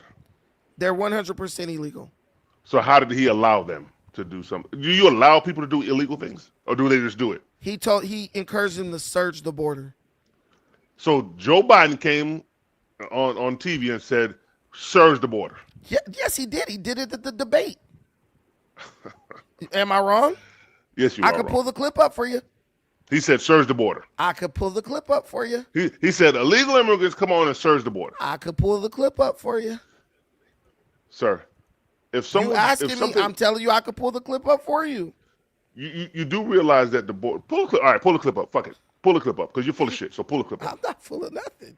You Okay, just pull in the clip up. denial. But you're Dude, not answering my you question. think Trump has done nothing wrong, but I didn't I'm say in that. denial. I never said that. I Oh, the never CHIPS said Act. that. Oh, I forgot. Okay, I forgot the CHIPS Act. I think Trump's You been pointed out one thing your beloved president has I'm done sure- wrong, and I'm the kiss ass. I'm sure there's more things Trump has done wrong. Nothing comes to mind. But what I'm telling Epstein, perhaps? what about the? See, this is all. See, I was taking Denying, you serious. I was taking hiding, you lying? serious. Okay, why didn't Joe Biden release the Epstein files? The guy Because you Joe voted Biden's for. horrible. He's a horrible president. So now why Trump didn't do it? He did. 3 million pages. He did. 3 million He pages. did after being urged by Americans to do it. He didn't But just on day one say, doesn't- "Hey, I'm a truly transparent Listen, president, so let me listen. go ahead and release these files." He denied the files. it He said it doesn't- was a Democratic hoax. He said, "Why do y'all keep bringing it up?" Listen, he still said, bro, if you see, this is what I don't He like redacted about, his own this name is what I from don't like about the you. Epstein files. This is what I Did don't he like not? about you. This is what I don't like about you, Barrett. You try to get a gotcha moment. The reality is Trump released the Epstein files. Joe Biden did it. Trump is the person who actually prosecuted Epstein. So And you don't like Biden, but you love Trump. why didn't Biden release the Epstein files, even though he had them that whole time? Okay, why didn't Trump do it the first presidency? But Trump did release them. No, he didn't. He did. Was he not president before?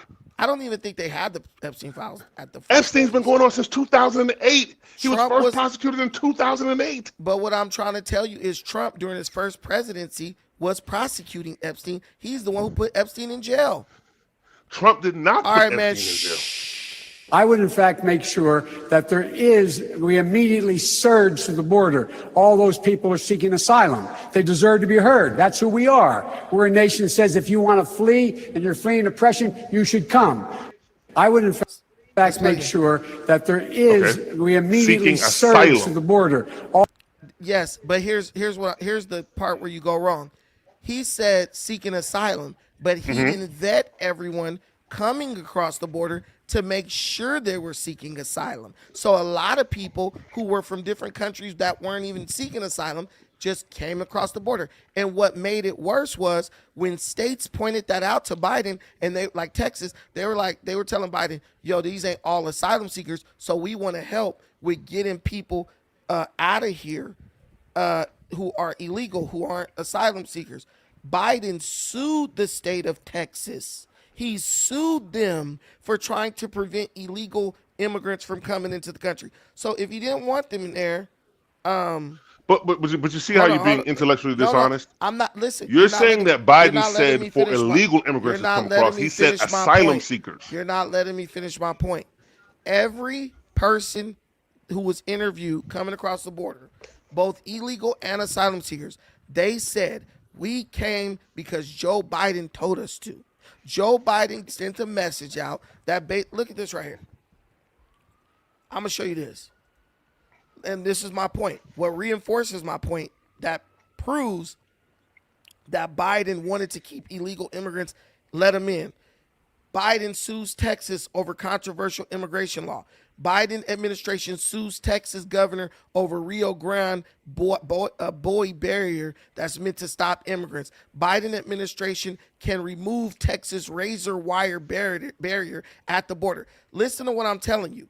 If a person is, and I want you to listen, I don't want you to just go straight to Democrat mind. If a person is seeking asylum, they come through the border legally, through a legal entry point. If you are urging people to search the border who are legal, why are you taking away, removing barriers that are meant to stop people who are illegally crossing over? Answer that. If you were just trying to let people in who are legally coming through, why are you removing borders that stop illegal immigrants from coming through? An asylum seeker does not need to illegally enter the country. They come through. They even created the app where they can apply, come through. Cool. Why is the president suing Texas for razor wire barriers and river buoy barriers to keep to stop illegal crossings? If everything he intended was just for legal asylum seekers to come in, he would not have been suing Texas to remove barriers that are meant to stop illegal crossings. Do you understand where I'm going with this? Okay. Do you understand what I'm saying? Yeah, you're saying So- why did he sue Texas to take down things that were injuring people crossing the border? No, that were stopping illegal immigrants. If he just wanted asylum seekers to come, why are you worried about Texas's efforts to stop illegals? Biden would have said, okay, you guys could stop all the illegal people trying to climb fences and come across the river. The asylum seekers, they're going to come through the front door. Okay, it's like this. Why do we lock our windows to our houses? That's for somebody a criminal, to keep them out. We welcome the guests through the front door. They don't got to go through the window. Only a person coming in illegally to do crime is coming through the window. So imagine if I'm like suing my wife for locking the window. I'm getting mad at her. Why are you locking the windows? We got guests coming over. She's like, babe, the guests don't come through the window. They come through the front door. That's the same thing. So Okay. Biden, it's a fact. Based on his actions, Biden wanted illegal immigrants in the country. He wasn't just urging asylum seekers. He wanted to flood the zone. He wanted to bring them in, and he was going to try to give them amnesty and allow them to vote in American elections. That's Okay, all now- that we know. What Now, that do was me a about. favor. Since And you're that on hurts Google, black people. okay, since you're on Google and you think it hurts black people, I want you to Yes. Google how many farmers are in jeopardy of losing their farmland because they don't have enough workers right now. Google that. No. No, Google that. Google it. Okay. Google, yeah. Google how many farmers, right? You pull it up. How many farmers are in jeopardy of losing their farm right now through lack of workers?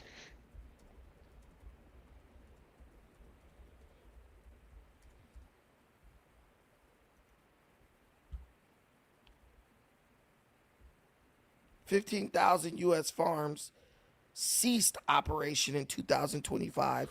While labor shortages are rarely, go Wait, ahead. yeah, so while labor shortages are rarely the cause, that's Okay. rare, structural stress tests pushing many operations towards closure or consolidation. They are the primary structural stress tests. So it wasn't. Hold on. Keep reading. Total farm losses. Yeah, right? 15,000, And 2025. look what it's due to. Look at bankruptcies rose in 2005. Who was the president in 2025? Donald Trump. Donald Trump. Yeah. So, but you're telling me, hold on. you're telling me that Biden can be president for 4 years, and none of these losses are attributed to nothing Biden's doing. Listen, it takes one failed crop for a farmer to lose his land. It but- takes but- one.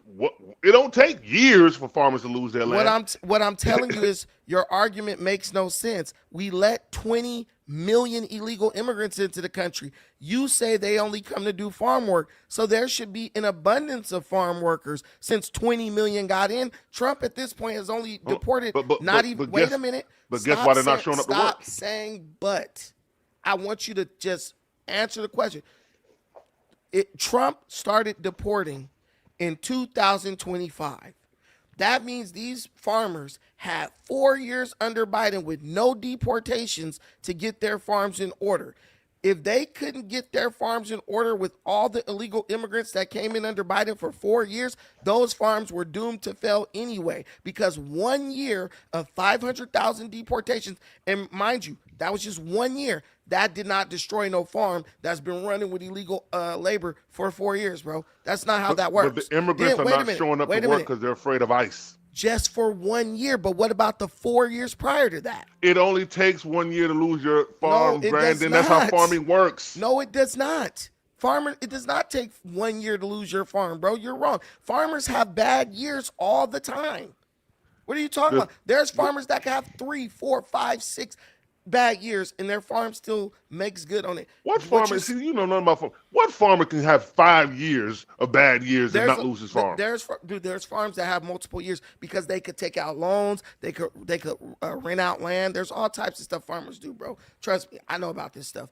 My great granddaddy was a sharecropper. But this is the point I'm making. You cannot have 4 years of illegal immigration by Biden, no ICE roaming the streets, nothing. So that means the farmers have plenty of workers.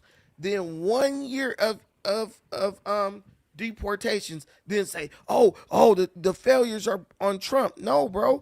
Those farmers had as many workers as they needed during 4 years.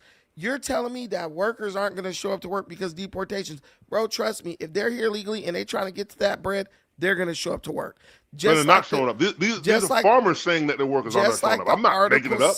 Just like the article said, labor is not the sole reason for this happening. Rare. A lot of the reason why the farms are closing also is because companies like Monsanto, they're buying up all the land. They're putting patents on seeds. They're making it to where you have to buy seeds from them. Also, they're literally muscling farmers. Monsanto was doing all of that in 2004. But 2024. It's scaled up. It rose by 46%. Look at that last line. Bankruptcies rose by 46% in 2025. That means there was 1 year where bankruptcies jumped by almost 50%. Bro, you're not going bankrupt in 1 year. No one goes bankrupt in 1 year, bro. I'm telling you, especially after 4 years of abundant labor. Impact of labor shortage on farm viability. Look at that. All right, let me go to Pamela. Listen, labor issue is a major catalyst for these losses. You cannot have unlimited labor. Labor issues are a major catalyst. Listen, you cannot have 4 years of abundant labor and then 1 year of deportations where Trump deported less than 1 million immigrants and be like, I can't. But I thought they were taking black jobs. Why aren't black people out here doing these jobs? What are you talking about? They're taking black jobs. I'm trying to tell you, they are taking black jobs. They are taking black jobs. So they shouldn't have a labor shortage. My brother is in aerospace, bro. They're literally hiring. They were until Trump got They're hiring Mexican immigrants to do aerospace work. Bro, I just brought my brother on my channel. My brother was complaining to me about it, and I said, you know what? Come on the channel. I called him while I was on the channel. Bro, under Biden, they were hiring illegal immigrants in aerospace jobs in California. They were hiring on Indeed. They getting these fools off Indeed. And we all know that black people would be working in aerospace if it wasn't for those pesky illegal immigrants. My brother works in aerospace. My brother works in aerospace. He told me. And your brother's probably one of 40 million people who work in aerospace. Listen. There's a lot of black people. Go ahead, Pamela Wisdom. Yes, and thanks for passing me the mic. It'll be brief. Brother Derek, do you realize when you advocate for immigrants, you're literally advocating for the mathematic eradication of Black American communities? Mathematically, do you realize this? He's asking you a question, Barrett. What did he say? He said, do you realize that when you're advocating for immigrants, you're advocating for the mathematic destruction of black communities, which you are. That's why I don't understand why it's so funny. No, I mean that's a very weird way to look at it, because what you're trying to say is that black people mostly worked in unskilled labor jobs. It's not weird. Look at what's happening in Chicago. Look at what's happening in Chicago, where you have a black mayor that has totally sold out to the Latino lobby. Hey, guys, by the way, can you guys please help me reach my contribution goal? We're asking for 10 contributions of $5 or more if you're in a position to do so. We also have PayPal and Cash App available, pinned to the top of the chat. Please help me come somewhere near my goal. I need something dealing with Barrett with this talking in circles. If you're liking the show, please contribute to the stream. Thank you. Well, let me ask you a question. Why aren't they threatening white jobs then? They are. Okay, so then hold on. why do we make the focus Unskilled only white black labor. jobs? But when you Could you- bring up jobs, you let them take you on a tangent. I'm just saying, tangibly, mathematically, are you aware, Brother Bird? I can name the cities. If you look at Miami, for instance, or New York, for instance, or Boston, for instance, these are cities that have literally zero majority Black American communities due to mass immigration. They have majority Latino communities and majority Caribbean communities, but they have literally zero majority Black American communities. Same thing with Compton out west. So my question is to you directly, Brother Bird, how many more Black American cities, towns, counties, and congressional districts are you willing to forfeit to foreigners, bro?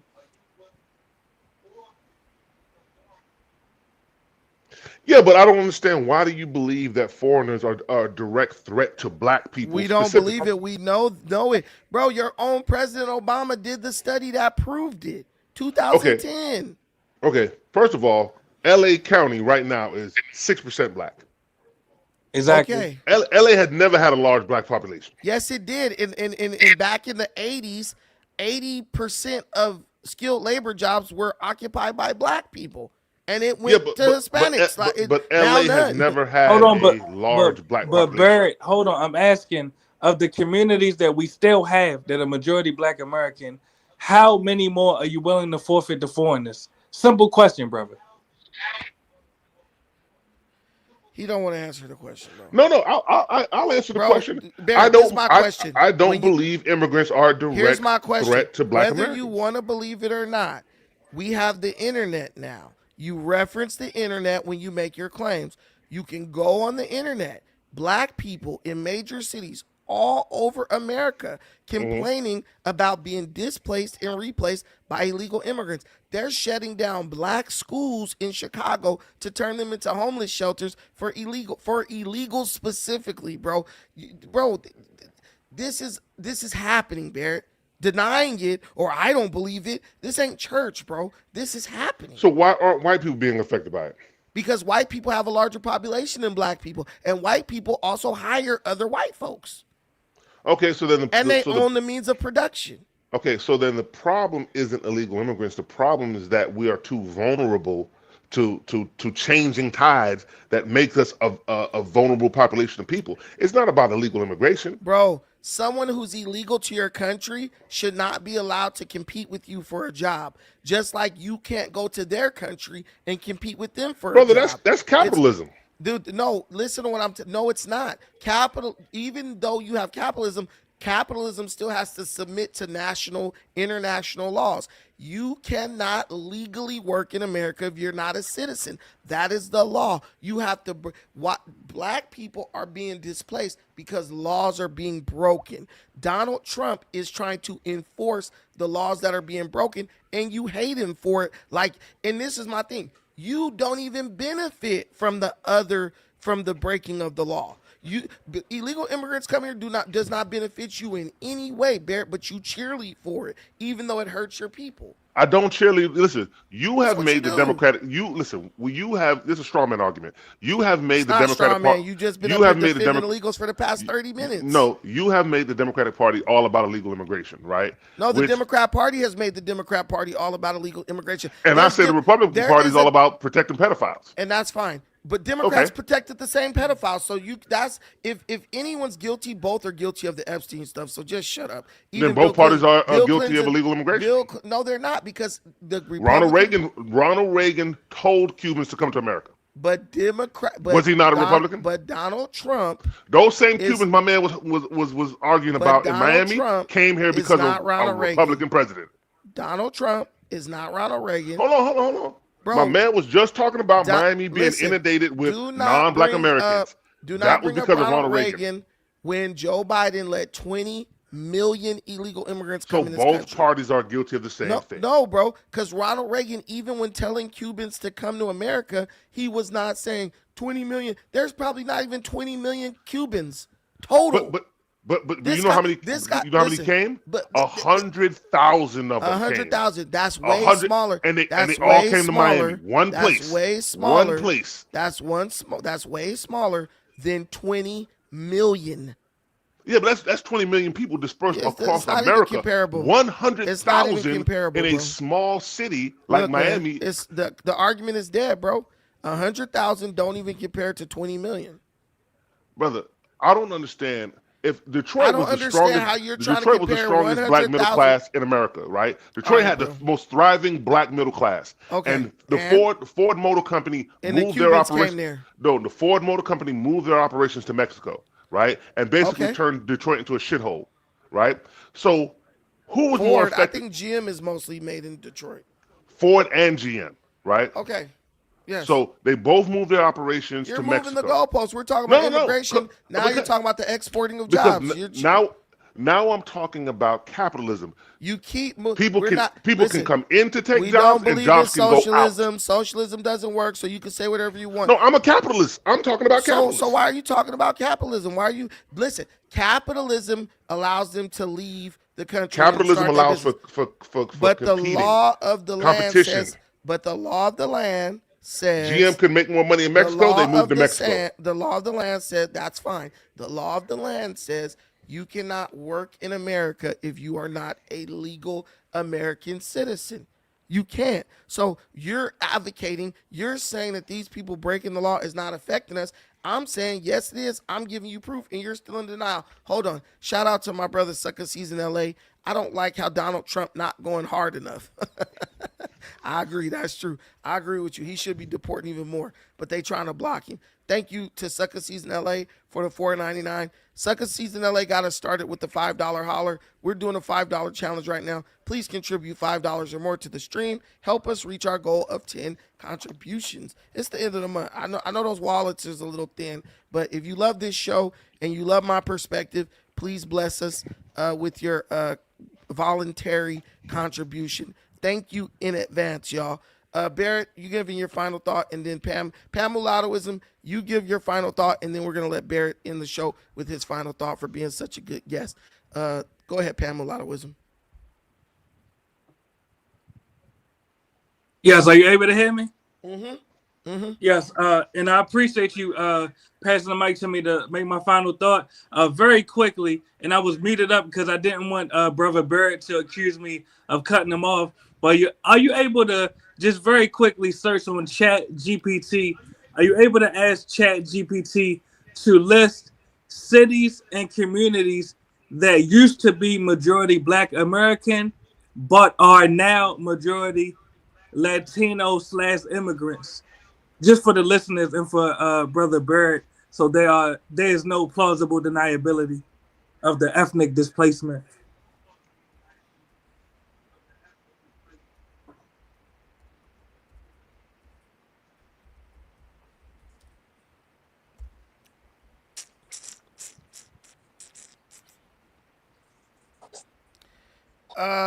Okay, Compton, California. East Palo Alto, California.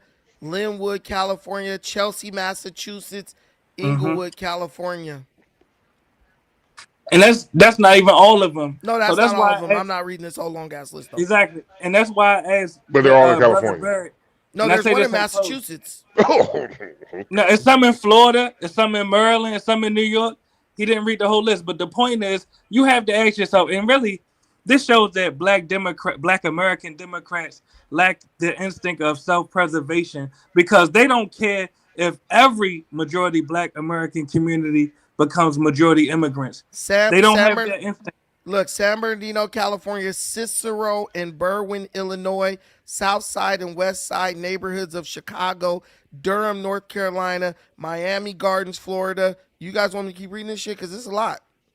Exactly. It's a lot. Really, I didn't even realize it was this many. Exactly. And that's the point right there. Black Americans have to ask themselves, how many more of your communities are you willing to forfeit to foreigners? If you want to forfeit all of your communities to foreigners, just keep voting Democrat. Literally. Yo, you won't shout have out to Ali, my brother. But yeah. You won't have. Yeah, they because listen, Pamelato, these guys look at it like it's my team versus your team. They don't look at it the way the way they look at it is not healthy. Where you say, look, damn the team, what's benefiting us and what's hurting us. They think if the Exactly. Democrats win, they think if the Democrats win, they win. But what we've learned being black in America, when the Democrats win, we lose. And you can't really say nothing about the Republicans because we never supported the Republicans. We never, Exactly. we haven't supported the Republicans in 75, 80 years or maybe more. So and then my thing is, how do you win when grown ass transgenders is in the bathroom with your daughter? How do you win when your kids can't even go to school without you fearing that the teacher gonna, sign them up for genital mutilation or something? That's not a win, Barrett. So like, there's so many more things that play into somebody becoming a black conservative, and your tactic is just to totally disregard it, so you don't have to actually address it. You And guys never let me have an please explanation. let me make Go my ahead. closing statement. Finish It'll your be closing brief statement. and thanks for having me up. What I've realized, and Barrett is a key indication of this. Black American Democrats are willing to forfeit every single majority Black American community in order to benefit their white Democrat daddy. And thanks for having me up. Y'all stay blessed. Peace be Thank upon you. you all. I appreciate you. Hey guys, if you're not subscribed to the channel, please bless us with a subscription. A like and a subscription is a donation that everyone can give. This channel is on the rise. I'm trying to get past 22,000 subscribers. I am at 2,000. I'm at 20. I don't even know where I'm at, but I'm like 50 away. I'm 50 people away from going past 22,000 subscribers. Help us put the work in. We're spreading the message, and I hope you're enjoying what you see. A lot of people don't understand my views, so I'm doing a lot more. I'm like going back to the beginning where I'm really laying out my thought process when it comes to politics and stuff. I got a gnat problem right now. I don't know what the hell's going on, but I'm laying out my views. So I'll do that if that, so everyone knows. But yeah, go ahead, Barrett. Final thoughts. You the man. All right. So, um, 1 minute, my Barrett. Don't be going okay, all that's night. fine. That's fine. Um, what surprises me with a lot of these black conservatives supposedly is that you pretend as if Democrats always run the country, right? In the last 45 years, we've had more Republicans in office than we've had Democrats, right? That's a fact. 62% of black people live in states that are ran by Republicans, right? I know that California thinks they rule the world, but the reality is that most black people still live in the South. Tennessee, Georgia, Texas, South Carolina, those states are Republican led. So most black people in the last 45 years have been affected by Republican policies more so than Democratic policies. Chicago and LA aren't the entire world, and they're not the epicenter of black culture, right? Also, black people have been more affected by jobs moving overseas than they have been people from overseas coming over and taking jobs. Perfect example is GM in Atlanta. Atlanta used to be a thriving black middle class, and then GM moved over to Mexico. You had the same thing happen in Detroit and Flint. You had jobs move overseas and totally decimate the black economy and the black middle class. So those things happen because of greedy corporate capitalists moving overseas, not because of poor, hungry immigrants coming over to America. Now, I'm not saying any party is perfect. What I'm saying is I support a party based on economic benefits. Since the Republicans have been in office, black unemployment rate is up. Just black women alone have lost over 300,000 jobs, pardon me, and most black households are ran by black women. So black people have been negatively affected by this administration. And by pretending that it hasn't, just because you want to troll the libs or you don't like Democrats or you hate transgenders, it's not helping anything. Black people are suffering under this economy, under this president, and to pretend that it's not happening, right? Because you want to be this woke contrarian who wants to support Did they MAGA and suffer Trump, more under Biden or Trump? they're suffering more now. No, you're The sure? black unemployment rate is up. Forced vaccines, bro. No unemployment rate was higher than during The COVID. the black unemployment rate is up now. Who was the president during COVID? Biden. Oh my God. It's called COVID-19, nigga. Who was the More, president in 2019? yeah. It was at the very end of 19. So stop. Okay. More people died The election happened more people November died 2020. of COVID under Biden than Trump. Oh Lord Jesus. This Okay. is a fact. This is a fact. Okay. So Trump was in office during COVID. Listen, here's the question I typed in when you said that. I said, hold on. Oh shoot, I'm tripping. Wait a minute. Oh yeah. Are African American jobs more impacted by moving overseas or illegal immigration? Number one, illegal immigration. Skill level competition, wages versus employment. Research from the National Academies of Sciences, Engineering and Medicine, and other bodies suggest that the negative impact of immigration are primarily felt by black workers who lack a college education. Because a disproportionate number of black men fall into this category, they suffer stiffer competition for low-wage, entry-level jobs in sectors like construction, landscaping, and hospitality. Wages versus employment. Some studies, such as those by George Borjas, argue that a 10% increase in the supply of immigrant workers can reduce the wages of native-born black workers in that same skill group by 2.5%. However, other economists point out that immigrants also create demand for goods and services, which can lead to job creation that may offset these losses. But black people don't even do a lot of the goods and services jobs that the funny thing is, that study is a little flawed because immigrants and illegals they have a demand for goods and services, but they get those services from their own. Mexicans go to a Mexican restaurant to eat, so they're not going to the soul food shack.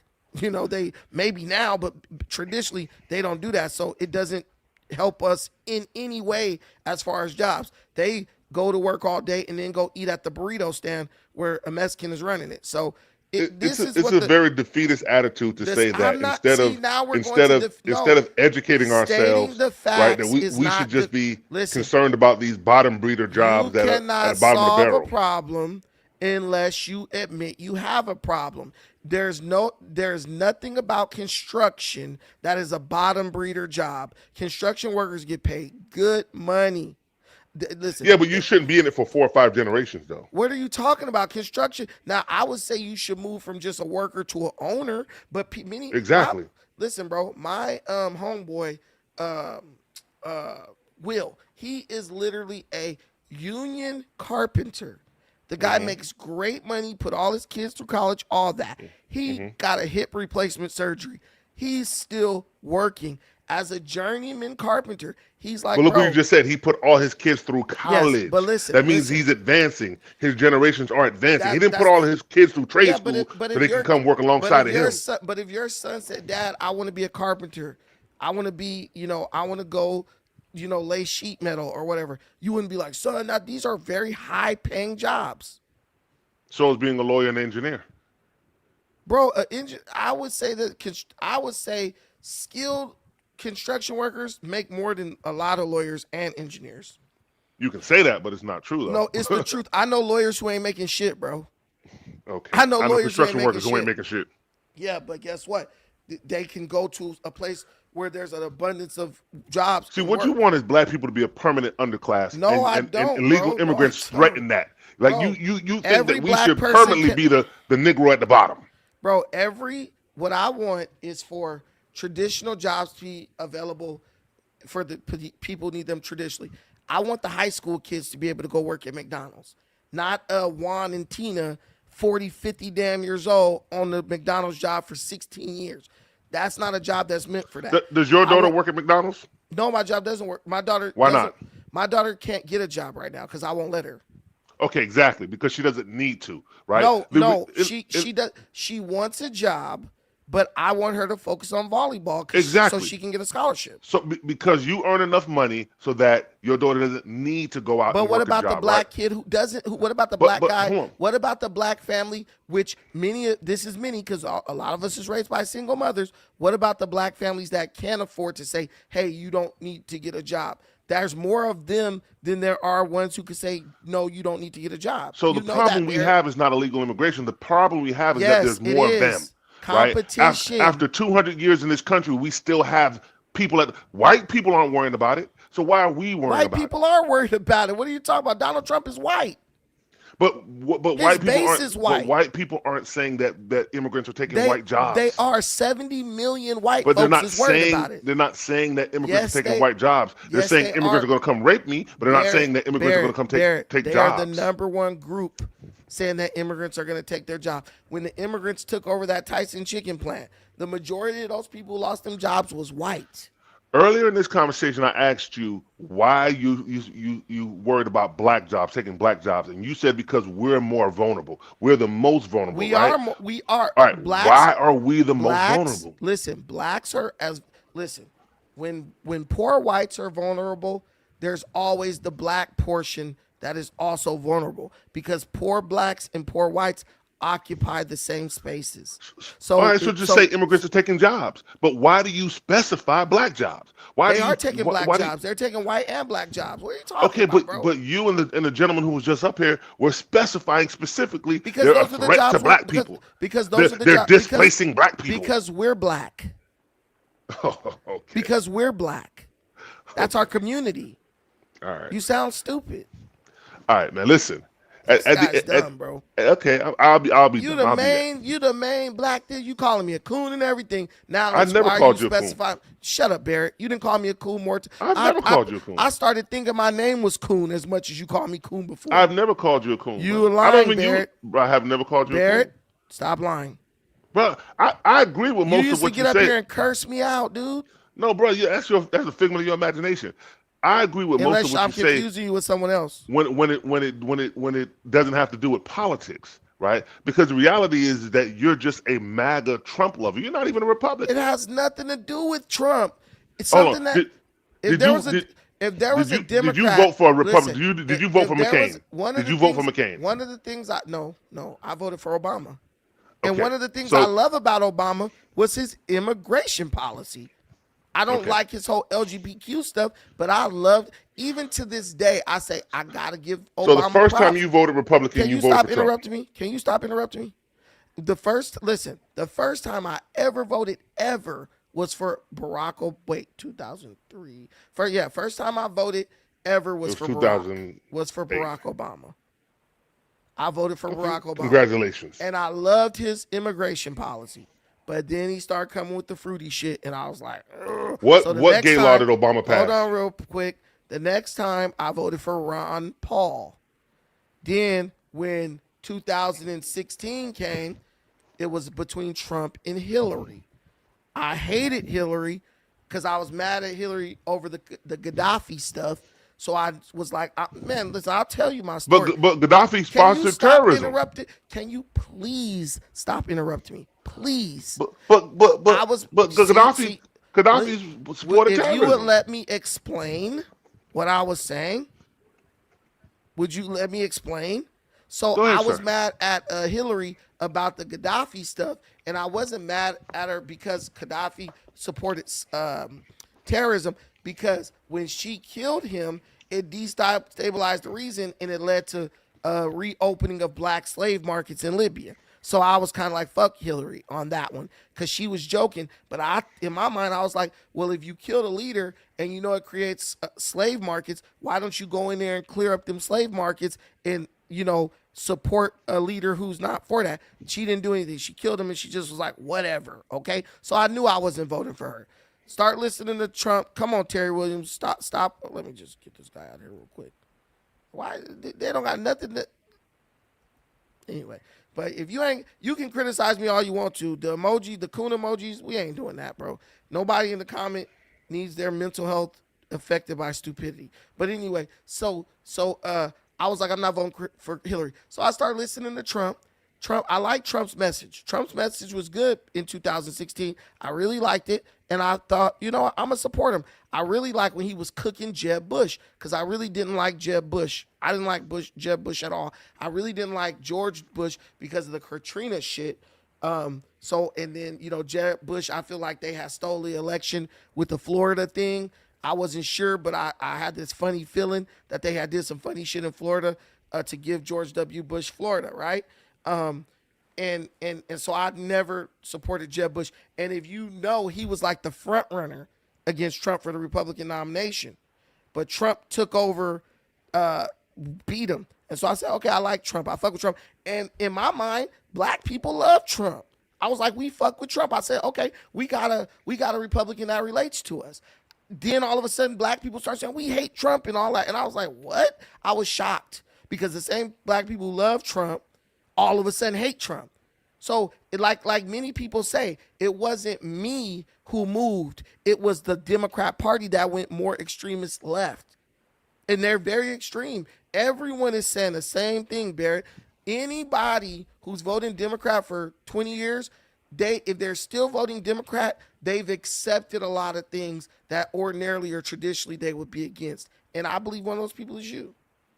Okay, there have been more Republicans in my lifetime as president than there have been Democrats, right? So the idea When were that you I'm born? just 1980, right? Yeah, So you we've had Reagan HW. twice. We had Reagan twice. HW We had once, then we Clinton, had first, right. then we George had W. then George W. Then Obama, Yeah. then Trump, then Obama Biden, twice. Obama twice. Obama twice. Then Biden. Then Trump. Then Biden. Then Trump. All right. So we've had more Republicans than we've had Democrats. Okay. So We've had like one more Republican. no. If you look at the timeline, that's 45 years, right? So we've had more years of a Republican than we had of a Democrat, right? Even let's say 50. Let's just say. That has nothing, bro. The Okay, hold reason on. why But here's my but point. the reason why that doesn't matter is because Democrats and Republicans were like damn near the same. But for one period we had 12 years straight of Republicans. You know that, right? From 1980 to 1992, we had 12 straight years of Republicans. What I'm telling you is Democrats and Republicans, I would say during like the 90s and the early 2000s, Democrats and Republicans were like on the same wavelength, bro. They were literally voting, passing laws. Republicans loved Bill Clinton. They didn't even get rid of Bill Clinton when they had the chance. So what I'm telling you is that when you boil it down to, oh, I just love the Democratic Party because I'm loyal, right? And you don't recognize that the Republican Party is ass, right? And they've caused every economic collapse that has happened since 1980. It is. Right now we're going through a recession. We went through a recession. We're not in a recession. Why are you saying that? We're not in a recession at all. Right. Okay. All right. During 2008, who was the president? Barry, man. Have a good night, man. You tripping? Well, here's the thing: the Democrat politician Obama, he literally bailed out the banks. I didn't like that. He should have let those banks collapse. Again, Obama did not bail out banks. Yes, he did. He did the $700 billion bailout. That was signed into law. Oh, Google it. God. Oh my God. I bet you want to bet on it. You want to bet on it? I bet you your show that Obama did not sign TARP. That's what you're talking. Troubled asset relief. You know good and damn well I ain't talking about no fucking TARP. That's the bailout. That's the bailout you're talking about. It's TARP. All right. Right? That happened earlier of 08. Barack Obama was not the president in 08. Okay. I bet you your show. If you're wrong, you have to stay offline for a whole week. I have to stay offline for a whole week? A whole week. But I'm not talking about TARP. That's what the bailout is. The actual name for the bailout is the Troubled Asset Relief Program, right? It's called TARP, the bank bailout. That happened under Bush. Oh, yeah, you're right. George W. Bush did it. Exactly. But I don't like George W. Bush. It doesn't matter. You were wrong, right? But you have to realize But you just accredited Obama to something he didn't even do. I was 1,000% wrong. I'm a man. I'm not like you. I'll admit when I'm wrong. Anyway, but at that time I wasn't a Republican supporter. I voted for Obama. But here's the thing: you credit every black Democrat as just being brainwashed and not understanding that the Republicans have a terrible party. We have a reason not to like them. Right? They ruined the economy. People have reasons not to like them. Right now, there's a Republican office right now, and gas is through the roof. We have a reason not to like them. You sound dumb, bro. You can deny it all you high want. for 1 month. No. So no, the TARP. Okay, so if you Obama bailed out the car companies, the auto companies. He didn't that's bail what out I'm the banks. talking. That's what I was talking about. No, you were talking. You said banks. You said he bailed the banks No, out. You, I was talking about the bailout, but I mentioned Obama bailing out the car company. That's when you talked about Ford moving to Mexico. That's No. Ford didn't take out the bailout money. They didn't take the bailout money. That's why they moved to Mexico. No. Ford didn't move to Mexico. Dude, you're Listen, wrong, bro. You're Ford wrong. You said banks. Listen, Ford sold Jaguar so they wouldn't have to take government bailout money. But both of them did bailouts. So what's the difference? Even though I was not a George W. Bush supporter. One did bailouts for companies that literally hire millions of employees, and the other one did bailouts for people who just gave themselves big bonuses at the end of the year. Listen, after ruining the economy by making somebody gambles. talking about he got you. I never agreed to that shit he was talking about. Did I agree to the bet you made? Because listen, Barrett, straight up, did I agree to the bet you made? No, you didn't. Okay, so what the hell is this guy? Because you knew you didn't know what the hell you were talking about. I didn't know for sure. I was like, he knows something. He sounded too confident. I was like, nah, I could be wrong. Because I actually know politics, unlike some of us. No. You have to remember, I was only like 18 at that time. I was 17 at that time. And I was 28 at the time. Yeah, but I wasn't paying that close attention, so I wasn't. Exactly. That's my point. But what I'm telling you is I was voting for, or else I would have never voted for Obama. But what I'm saying is I have a reason not to like the Republicans. It's not because I'm a brainwashed Democrat. No. It's because Republicans fuck up the economy. You're a brainwashed Democrat because I was able to say, okay, the Democrats I like the Democrats right now. But then when the Democrats started going into stupidity, I said, no, I'm not supporting this, and I went Republican. When was the last time we had a balanced budget in this country? I have Andrew Jackson. Clinton did not balance the federal budget. It. Oh my God. He did not balance the debt, the national debt. He did not balance the national debt. We had a surplus. He did not. Bro, the national debt increased under Clinton. You want to bet? To the Googles. Do you want to bet? Do you want to bet? No, I'm not going to take the bet just like you didn't take the bet. See, because you're scared now, huh? Just like you were scared. You were scared a second ago, so go ahead. Okay, so stop. So to the Googles. You talking about some shit that happened when you was 28. I'm talking about something that happened when I was 17. That's what I'm saying, brother. We had a Republican in the White House from 1980 to 1992. And what did the black community get? Crack? Gang violence? That's what the black community wanted. Okay, so why you didn't blame it on the Republican administration? A lot of black people came up during that time. Stop. My granny the black community was decimated in the 80s and the 90s. The black community got exactly what the black community wanted. Okay, so why do you believe Republican Party is going to be our savior? We didn't have a Democrat in office the entire 80s. Listen, man. And the 80s was terrible in Chicago, New York. Let me read that. Yeah, that's because why Democrats was running that. Pull it up. I want to see it. Pull it up. Okay, I'm pulling it up. Don't hide it. No, I'm not. Yes, the total national debt increased under President Clinton, rising by roughly $1.49 trillion over his two terms. However, his administration produced budget surpluses from 1998 to 2001. So 3 years of surplus. But the first since 1969. Okay. So what I said was who was the president in 1969? Who was president in 1969? I said the last time the budget was balanced was under Clinton. There you go. That's a surplus. Listen, a surplus is better than a balance. No, how are you balanced when you increase the national debt by $1 trillion? That ain't no balance. He increased the national. Listen, okay. Who says this? My books are balanced, but I'm in debt by $1 trillion. Your books ain't balanced. All right, let me explain it to you. You can't explain it to me because I already know. You claim to be so smart. So let me explain it to you, right? If your monthly bills are $1,000, right, and you only make $900, you have a deficit of $100. That means your bills, right, exceed what you produce, what you make.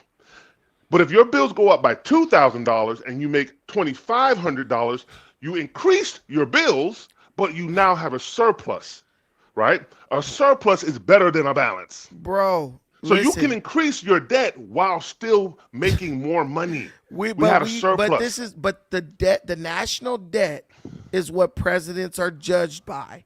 And he increased the national debt through pork barrel spending by 149 trillion. And this is the funny thing. The national debt is how much we owe. Listen, I know you can owe more. You can balance if you make a lot listen, more. bro. You can balance your budget by borrowing, and that's what Clinton did. He just borrowed a bunch of money. That would increase the debt. That's why the debt increased. No, but the surplus comes because you are now producing more, you have the only more. thing Clinton did was make sure that the government wasn't spending more than it was bringing in for 3 years. You don't understand what you're reading, bro. Yes, I do. I understand. I'm not dumb. He made sure the government wasn't spending more than it was bringing in for 3 years.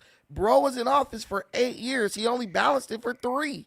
So he had 5 years where the budget wasn't balanced. What I said was the last time we had a balanced budget was under Clinton. You disagreed, and I just proved it. Bro, we had a balanced budget for 3 measly ass years. It doesn't matter. It could have been for 2 days, but the last time we had a balanced budget was under Clinton. Screw that. Right? You over here with Trump, you criticize him down to the damn yeah, and you know what else? But I criticized George Bush and I criticized Reagan. Trump? Before we're done, is there anything you like about Trump? Oh yeah. Tell me what you like about his Trump. ability to exploit ignorance and oh my God, and low IQ people. That shit is like. No, seriously, I'm being real. I was honest, bro. When you asked I'm being real. The Democrats have exploited you, bro. They got you support. I wish we had more people on our side that were like Trump. Do you support children genital mutilation? No. So why do you vote for candidates who do? I don't know of a candidate that you do know. Kamala Harris. You voted for her, and she supports that. I've never heard her say she supports. You're lying. Okay. Do you support protecting pedophiles? No, I don't. I don't know who's protecting pedophiles. There you go. All right. So you can pretend like you don't know that your president was protecting them. The president that I support has passed more legislation to fight child trafficking, human trafficking in America than any president in history. Trump has about like 9 different laws he signed to combat trafficking of children in America. So, and he prosecuted Jeffrey Epstein, right? He released the Epstein files, and none of the victims who we know said Trump did anything. They all said Trump, they never met him. The one victim who met him, Gouffre, she said Trump was a total gentleman when she worked for him. And so are we totally pretending that he didn't try to? So are you telling me that Trump went to Epstein Island?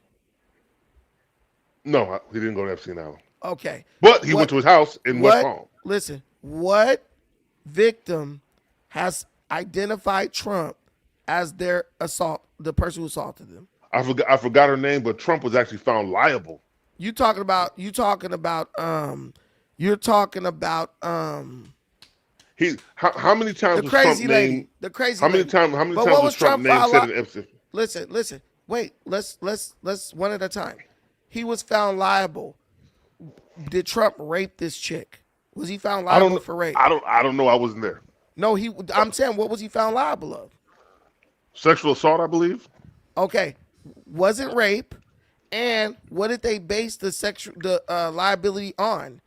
They based it on her saying he did it, but they said they admitted it was a civil trial, and they admitted that they didn't have any evidence that Trump actually did anything. They basically were just going off of her word. And the lady was crazy. Do you believe Jeffrey Epstein was a pedophile? I believe he was a pedophile for sure. Do you believe Trump and Epstein were friends? I believe they were business partners. Because that's what they were. Have together? What business they had together? They were, Epstein was a real estate investor, and Trump was a real estate mogul. He actually stole real estate from Trump. It doesn't sound like a business partnership to me. It doesn't sound about it. Ain't. See, you're bringing something else up. What you're trying to say is, why were they together? They were business partners. They were together all the time. They were good friends. They were business partners. Pictured together with girls and everything. They were business partners. So you believe that Epstein was one of the biggest pedophiles that the world's ever known. Trump was great friends with him, lived down the street from him, hung out with him all the time. My uncle, listen, my uncle was a straight up pedophile. I grew up in the same house as that dude. I hung out with that dude all the time when I was younger. Did I know he was a pedophile? Not until he went to jail. So that means I'm a pedophile? You sound dumb. If I work at a store and somebody worked there and they get found out to be a pedophile, and this is the thing. Are you in any pictures with your uncle with young girls? No, I'm in tons of pictures with him, but not with young girls. I'm in. Did you write a birthday card to your uncle saying that we have more secret? We're looking forward to more secrets together? No, it didn't say we're looking forward to more secrets together. You're just making stuff up now. I know what you're talking about. I With the birthday paraphrased card. it. Man, Yeah, I shut paraphrased up, it. Barry. Here's the thing. When Trump found out that Epstein hit on a 16-year-old girl at Mar-a-Lago, he banned him from Mar-a-Lago. That's what he said, but that's not what happened. No, that's what everyone said. The manager He who fell out called, with him over a property deal. The manager is the one who called Trump and told him what happened. The manager even said that Trump banned him immediately. The investigators investigated Trump. They talked to everybody. This is stupid. Look, the Trump pedophile. Trump is on several interviews saying that Jeffrey Epstein likes young girls, and that was cool. Listen, he said that. He likes them on the younger side. He said that. Somebody has said SA is grape. If SA was grape, then people who do SA would get. This is stupid. You can get a SA charge for telling a girl, "Hey, you got a nice ass." So you're against child genital mutilation, but you're not against child sex trafficking. Me and Trump are both against child sex trafficking. No, not. Yes, we are. Trump was listen. Trump you has can lie. signed bills into law. You can lie and deny all you want. What have you done to combat child sex trafficking? What have I done? Yes. Vote for people who don't support it. Okay, so Trump has signed bills into law, like 9 of them, issued a bunch of executive orders to stop child trafficking. At the end of the day, Trump is the most investigated president in our lifetime. They found nothing. He said the Epstein thing was a hoax. Besides you, because that's words out of his mouth. What I'm telling you, listen, this just shows you how ignorant people are. If the FBI creates a hotline that tells people to call in with any information they have about Jeffrey Epstein, and people call in talking about Elvis Presley was eating kids at Epstein Island. People call in talking about aliens was at Epstein Island. It became a prank line. Dude, they literally, my friend is so dumb. He's dumber than you. He said, man, they was eating babies at Epstein Island. I said, bro, they was eating humans. He said they was eating humans. I said, bro, they was eating humans at Epstein Island, right? He said, yeah. I said, you got proof of that? Yeah, I got proof. He sends me a picture directly from the Epstein files, bro. I Googled the picture. The picture was from a movie called Thanksgiving, which was a horror movie about people who was eating people for Thanksgiving, bro. Once that type of shit is found in the Epstein files, that stuff is not even admissible in court because it's just a bunch of people on a hotline and on an email that is open to the public throwing out bullshit. And the FBI themselves said when we would reach out to the people to get them to corroborate or to see if they can give a testify or give a testimony. Let me ask you a question. Did Trump want to release the Epstein files? Wait. When the FBI would contact these people, Spike Mills is stupid. These people would be like, look, my boy knows exactly what it is. But so these people would be like, oh, I'll get back to you later, never call. They would say, oh, I'm gonna meet with y'all, never show up. They would just, oh, I was just joking around. So, bro, once something is exposed to that type of shit, it's going to be hard to convict anybody on it because it's basically just a bunch of people throwing out allegations. The person who's been indicted, well, who is the closest to being guilty is Clinton. But you got no problem with Clinton. That's the guy who was in the hot tub with the girl. Is Clinton president right now? It doesn't matter. He was the president. You voted for him. Yeah, but I didn't know that when I voted for him. You didn't know that. And guess what? But you did. You knew that Trump was hanging out with Epstein. Nobody was talking about Trump and Epstein in 2016. Shut up. That wasn't even a thing. Oh no, not 2000. You voted for him right now in 2024. Yeah, because I know he didn't do anything.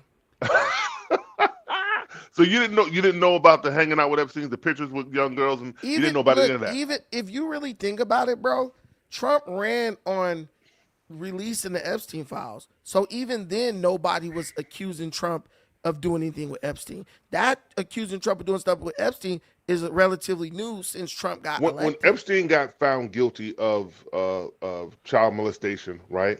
and he was Yes, giving that by the Trump sweetheart DOJ. By the Trump DOJ. while he was giving that sweetheart deal, right? Who No, I'm not. prosecuted No, no, Epstein? no. I'm not talking about. I'm Who not talking about. prosecuted Epstein? I'm not talking about the second time. I'm asking you a talking. question. Hold If on, hold on. listen, wait, no, you hold on.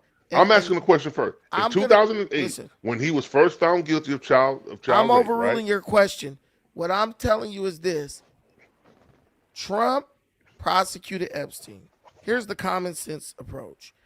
If someone prosecutes you and you know that you got dirt on them, right? That they was on your island doing stuff, why would you sit up and let them prosecute you and not expose them? Epstein worked with a journalist trying to discredit Trump to make Trump lose the election in 2016. The journalist repeatedly asked Epstein, hey, do you got anything on Trump? Like, was he getting massages from the girls? Epstein said out of his own mouth, Trump never got any massages. He never came to the island.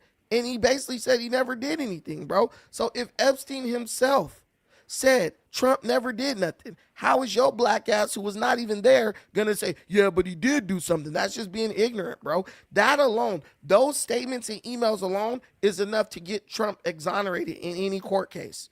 Literally. Epstein out of his own mouth was like, Trump never did nothing. Gouffre, the woman whose testimony actually got Epstein convicted, said, I worked for Donald Trump. Epstein pulled me over to the island to work for him, and that's where he made me have sex with Prince Andrew. They asked her about Trump. She said Trump was always a gentleman. He never did anything. She said in her book that the Democrat Party they omitted they redacted her name from the case because she would not implicate Trump. They were like, we want you to say Trump and say Trump did something to you, and she refused to do it, and so they redacted her name. People don't understand that the Democrats are the ones who redacted all the names. It wasn't even Trump. The Democrats redacted the names because those women would not implicate Trump. If you just go do the research, you'll see all this. If you just look at it objectively, I look at shit objectively. Who's Alex Acosta? Alex Acosta, I don't fucking know. Okay, Alex Acosta is the guy who gave Jeffrey Epstein that sweetheart deal in 2008. That's where fine. we didn't have to serve any jail time. What does that have to do with Donald Trump? Okay, because Donald Trump elected him to I forgot what position he was. This whole Epstein thing came out because Trump was trying to give Alex Acosta a job in his cabinet, right? And everyone was like, wait, how are you going to give this dude a job in your cabinet? And he basically let a pedophile walk, right? And that's when the whole Jeffrey Epstein thing came out. It was a local. What the hell does that have to do with anything? My point is, right, because you're claiming that Trump is not a protector of pedophiles, but he's basically given a promotion to a guy who let his homeboy walk. But Alex Acosta is not a pedophile, though. No, but Alex Acosta is a judge who was the judge over the Epstein trial and let Epstein walk. But Trump prosecuted Epstein, so why didn't he protect Epstein? That was after the fact. But that what I'm telling you after is, the fact. If Trump is a protector of pedophiles, he was originally looking to give the man a promotion. Calm down, Barrett. If Trump is a protector of pedophiles, why did Trump report Epstein, then later on prosecute Epstein? Why did he ban Epstein from Mar-a-Lago? What you're saying, that's three separate things that point in the opposite direction of the claim he you're making. Banned Epstein because Epstein tried to steal a property from him. No, that he was looking to buy. That's what happened. Bro, listen, the manager gave the testimony. He called Trump, said Epstein tried to hit on somebody's 16-year-old daughter. She was like, Trump was like, ban him. So you now know he was never a member of Mar-a-Lago. You know that, right? Listen, bro. He was never a member of Mar-a-Lago. But he was still allowed to come to Mar-a-Lago. He was because banned. he was who? Because he was a guest of who? Donald Trump. Okay, so when he stopped messing with Trump, that's why you you sound like one of my family members when they trying to make a bullshit argument. So it's not a bullshit argument. You're trying to think of the next gotcha moment. Why did he want to give Alex Acosta a position in his cabinet? I'm not even entertaining that because that has nothing to do with anything. So you're saying he's not a protector of pedophiles, and I'm telling you he was rewarding a judge who protected pedophiles. Protector of pedophiles. If he was a protector of pedophiles, why didn't he protect Jeffrey Epstein? He That did was the protect Jeffrey Epstein No, he didn't. for many years. No, you're a liar. Epstein was a member of Mar-a-Lago. When he first he Listen, wasn't. Epstein He wasn't. was a Mar-a-Lago He member wasn't. of Mar-a-Lago when he got He banned. wasn't. Yes, He he wasn't. was. Yes, he wasn't. was. I just pulled it up. All right, whatever. He wasn't. I know you ain't trying to bet money on it, are you? But information on the internet is wrong. Donald Trump himself said he was Information a member is of wrong. Epstein's membership to Mar-a-Lago remained active until 2007 of October. That was You're before wrong. the trial. You're wrong, dude. That's when the situation happened where he got banned. Remember, Trump got interviewed in 2008 or 9 by the So why was he investigators. giving the judge who let him walk a promotion The in his judge cabinet? is not a pedophile. The judge is just some local judge in Florida. Why did he want that guy specifically in his cabinet? Listen. Doesn't that sound like a reward for letting my homeboy get off? Somebody Bud Russell said in 2006, Trump called the Palm Beach Sheriff Department and thanked them for investigating Epstein. Come on, bro. He thanked him so much that he wanted to give the judge a job working with him. Listen, man, you can say whatever you want to, bro. Google it. It's all Google information. Bro, I'm just telling you. The whole reason we know of Epstein, the whole reason we know of Epstein is because he tried to get Alex Acosta a job. Gritty. None of what you're saying proves that Trump touched kids or did anything. None of it. Everything when he got elected in 2024, did he fight against releasing the files? Listen, man. Did he fight against releasing the files? But why did he say he fought it? Because he didn't want to hurt the victims. Why did they redact the names? Because the victims asked that their names be redacted. Oh, Donald Trump was a victim? No, why was the his name victims redacted? asked that their names were redacted. So why was Donald Trump's name redacted? Maybe he wanted to redact it. I don't know. You protect pedophiles, bro. I would want my name redacted if I didn't do anything. Why would I want my name associated with it? You're cool with the party that protects pedophiles. No, bro. that's cool. you. Bill Clinton was the one in the hot tub. You made my party. You made my party all about immigration and all the Democrats LGBT, who are mentioned right? resigned. Your party's about protecting. All the Democrats who were resigned. Somebody is saying, why protect a pedophile pimp? I'm not protecting any. What power do I have to protect anybody? This is the stupid shit black people get caught up on. What power do I have to protect Donald Trump? You're protecting by lying for him. No, I'm not. Even if I did lie for him, I'm not protecting somebody because I'm not jumping on the bandwagon with you about stuff I don't know. I don't know. You don't know. Listen, you don't want transgenders in the bathroom with your daughter, but you don't mind pedophiles. What's behind door number 1?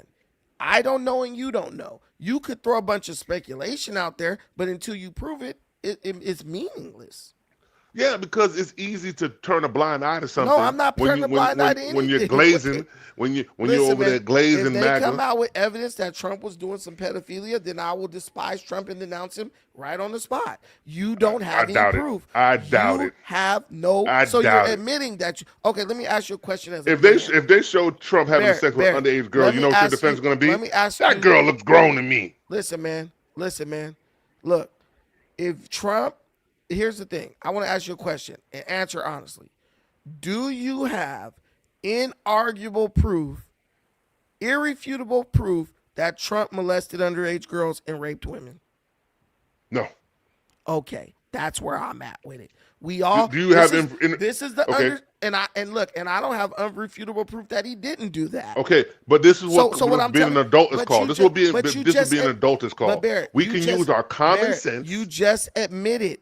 Yes, common sense says if all the victims say bro didn't do nothing, I can't say, yeah, he did. The victim. The victims did not say that. There are definitely victims saying Trump did do something. Bro, what's the name of the victim? The one girl who keeps on filing the case and then unfiling it. It's not one girl, bro. It's several girls. I don't know the names of the victims. So you don't know the names of the girls. They redacted the names. Didn't you just say they redacted the names? I don't know the names of the victims. They redacted them. Bro, if these victims had that happen, they can easily come out today and be like, Trump was fucking me or he was making me give him head.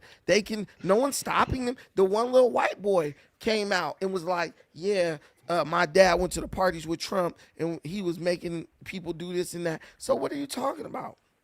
So what we're going to do is use our common sense and say, if you're trying to give an unknown judge whose only claim to fame is giving your homeboy a pass for pedophilia, you're trying to put him in your cabinet, right? What does that show me? That you're basically giving him the hookup for letting your boy walk. Bro, the judge is not a pedophile though. The judge didn't do nothing no type But of the pedophilia. judge's job is to punish the Hold on pedophile, real which quick. he Let me see didn't if I do. can find this girl's name. Damn it. Bro, listen, man. What I'm telling you is you've said out your own mouth that you have no proof that Trump did any of those things. You said, no, I don't have proof. So all I'm saying is, me personally, I couldn't give a damn either way. I'm not no rich dude. So what I'm telling you is, if there's no proof, why are we two black people arguing about it? It's stupid. It's a distraction.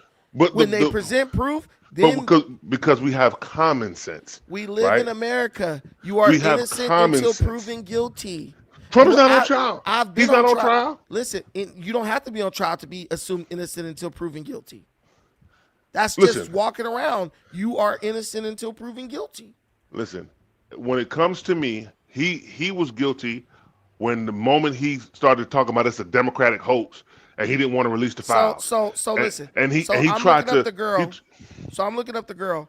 The anonymous accuser dropped her lawsuit against Trump, and the circumstances around which have been bizarre. So at this point, we got this girl saying, this lady, we don't even know who the fuck she is. Why do you think she's dropping Bro, the lawsuit?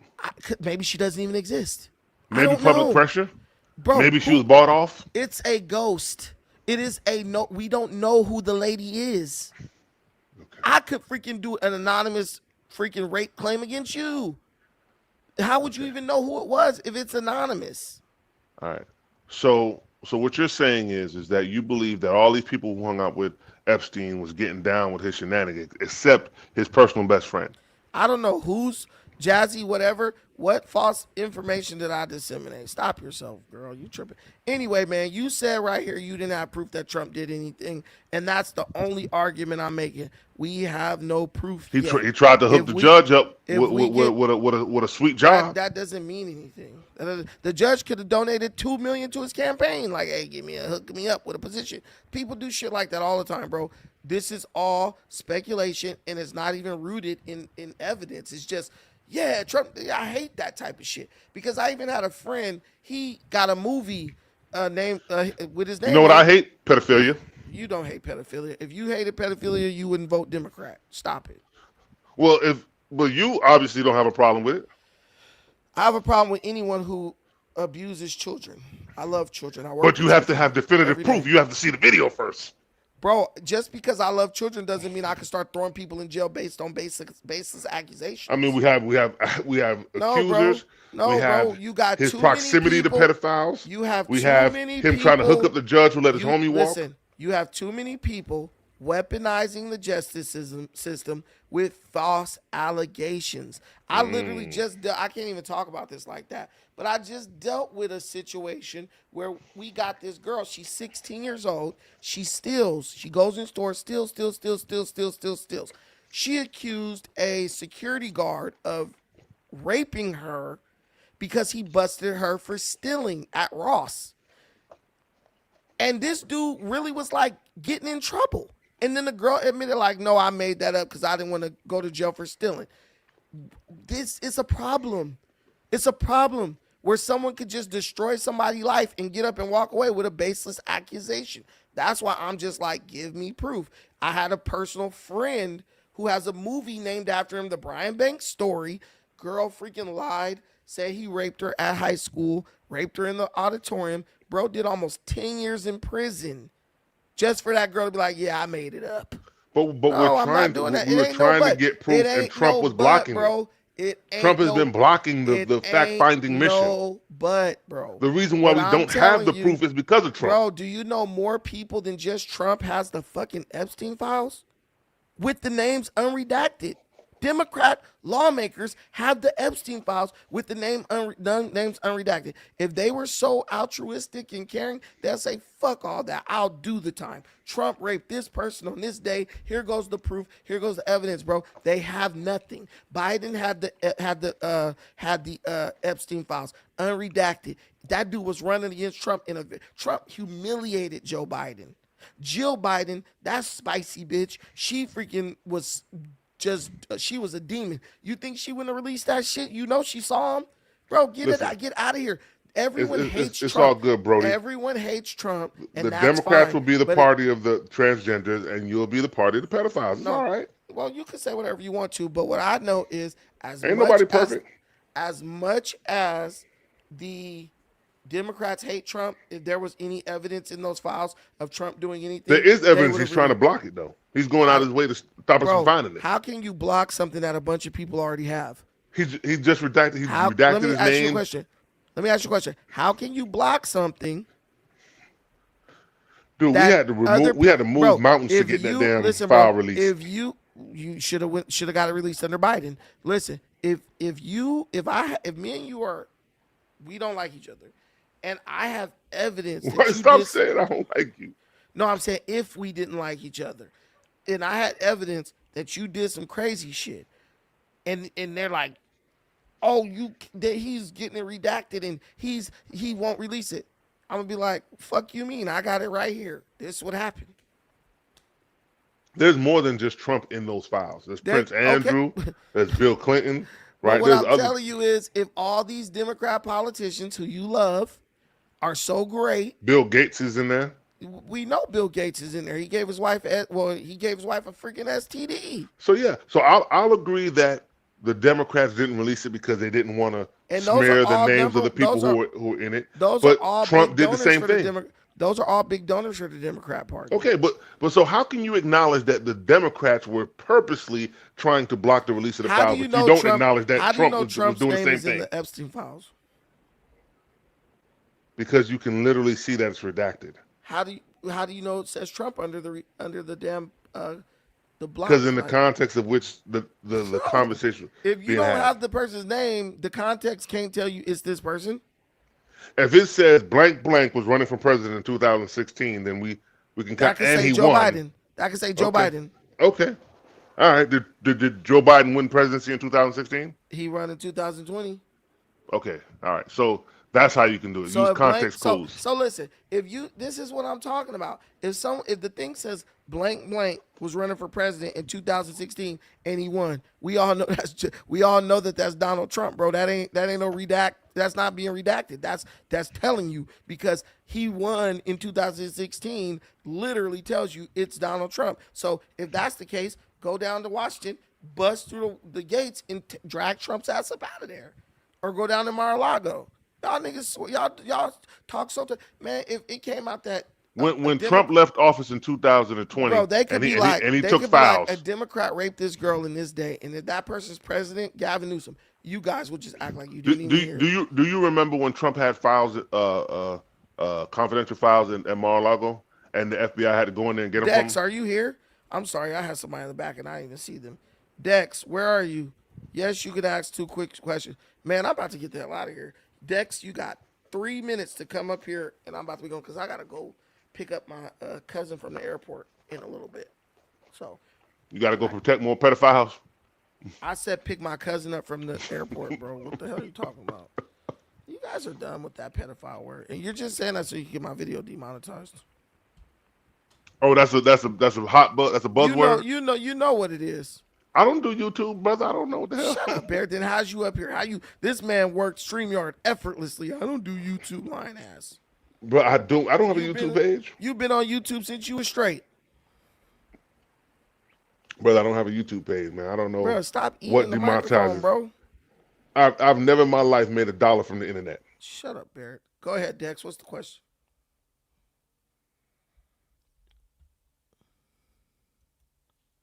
Unmute your microphone, Dex. You're muted. Yeah, hello? Yeah, go ahead. 2 quick questions and make them quick. So my first question is to you. I wanted to ask you, do you know Trump personally? No. You heard me? No, I don't know Trump personally. I don't even know you personally, and I wouldn't let somebody call you a pedophile without proof. Okay, so if I mean you insinuating, I didn't even ask my question. Yeah. So if you don't know my other question, so my other question is, if you don't know him personally, then how is it that you could just defend him as if he's totally innocent? Defend him about what?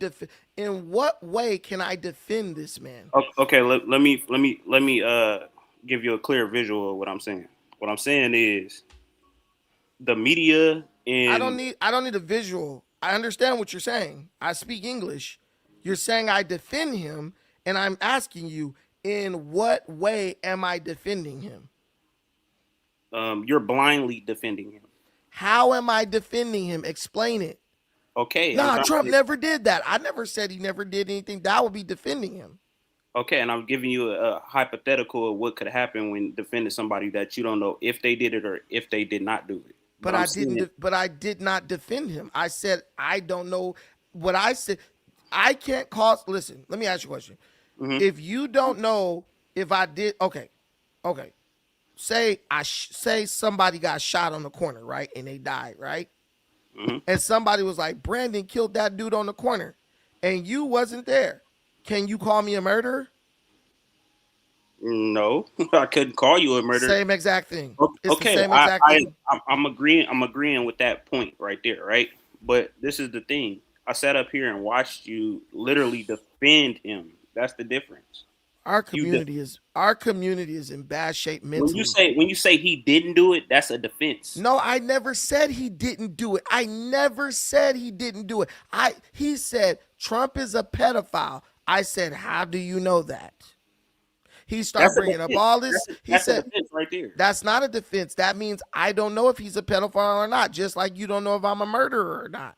You weren't there. You didn't see it. You don't have no proof. You don't have no evidence. It's speculation. Okay, let's talk about the court of law. So if you go into court of law, if you said if somebody said that you shot somebody, and the witness says that you did it, so it's up to the burden of proof for you to defend that point that you didn't shoot somebody. No, it would be the burden of proof is on the prosecution to prove that I did it.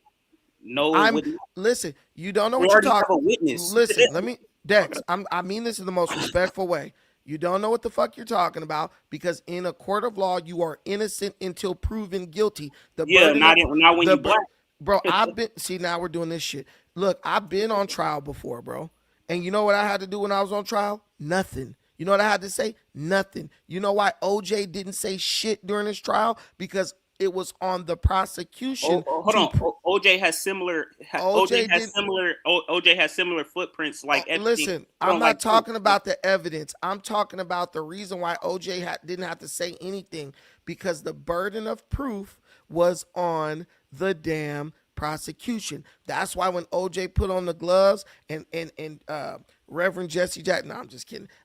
Johnny Cochran, he said, if it don't fit, you must acquit because the gloves were evidence presented by the prosecution and they asked OJ to try the gloves on.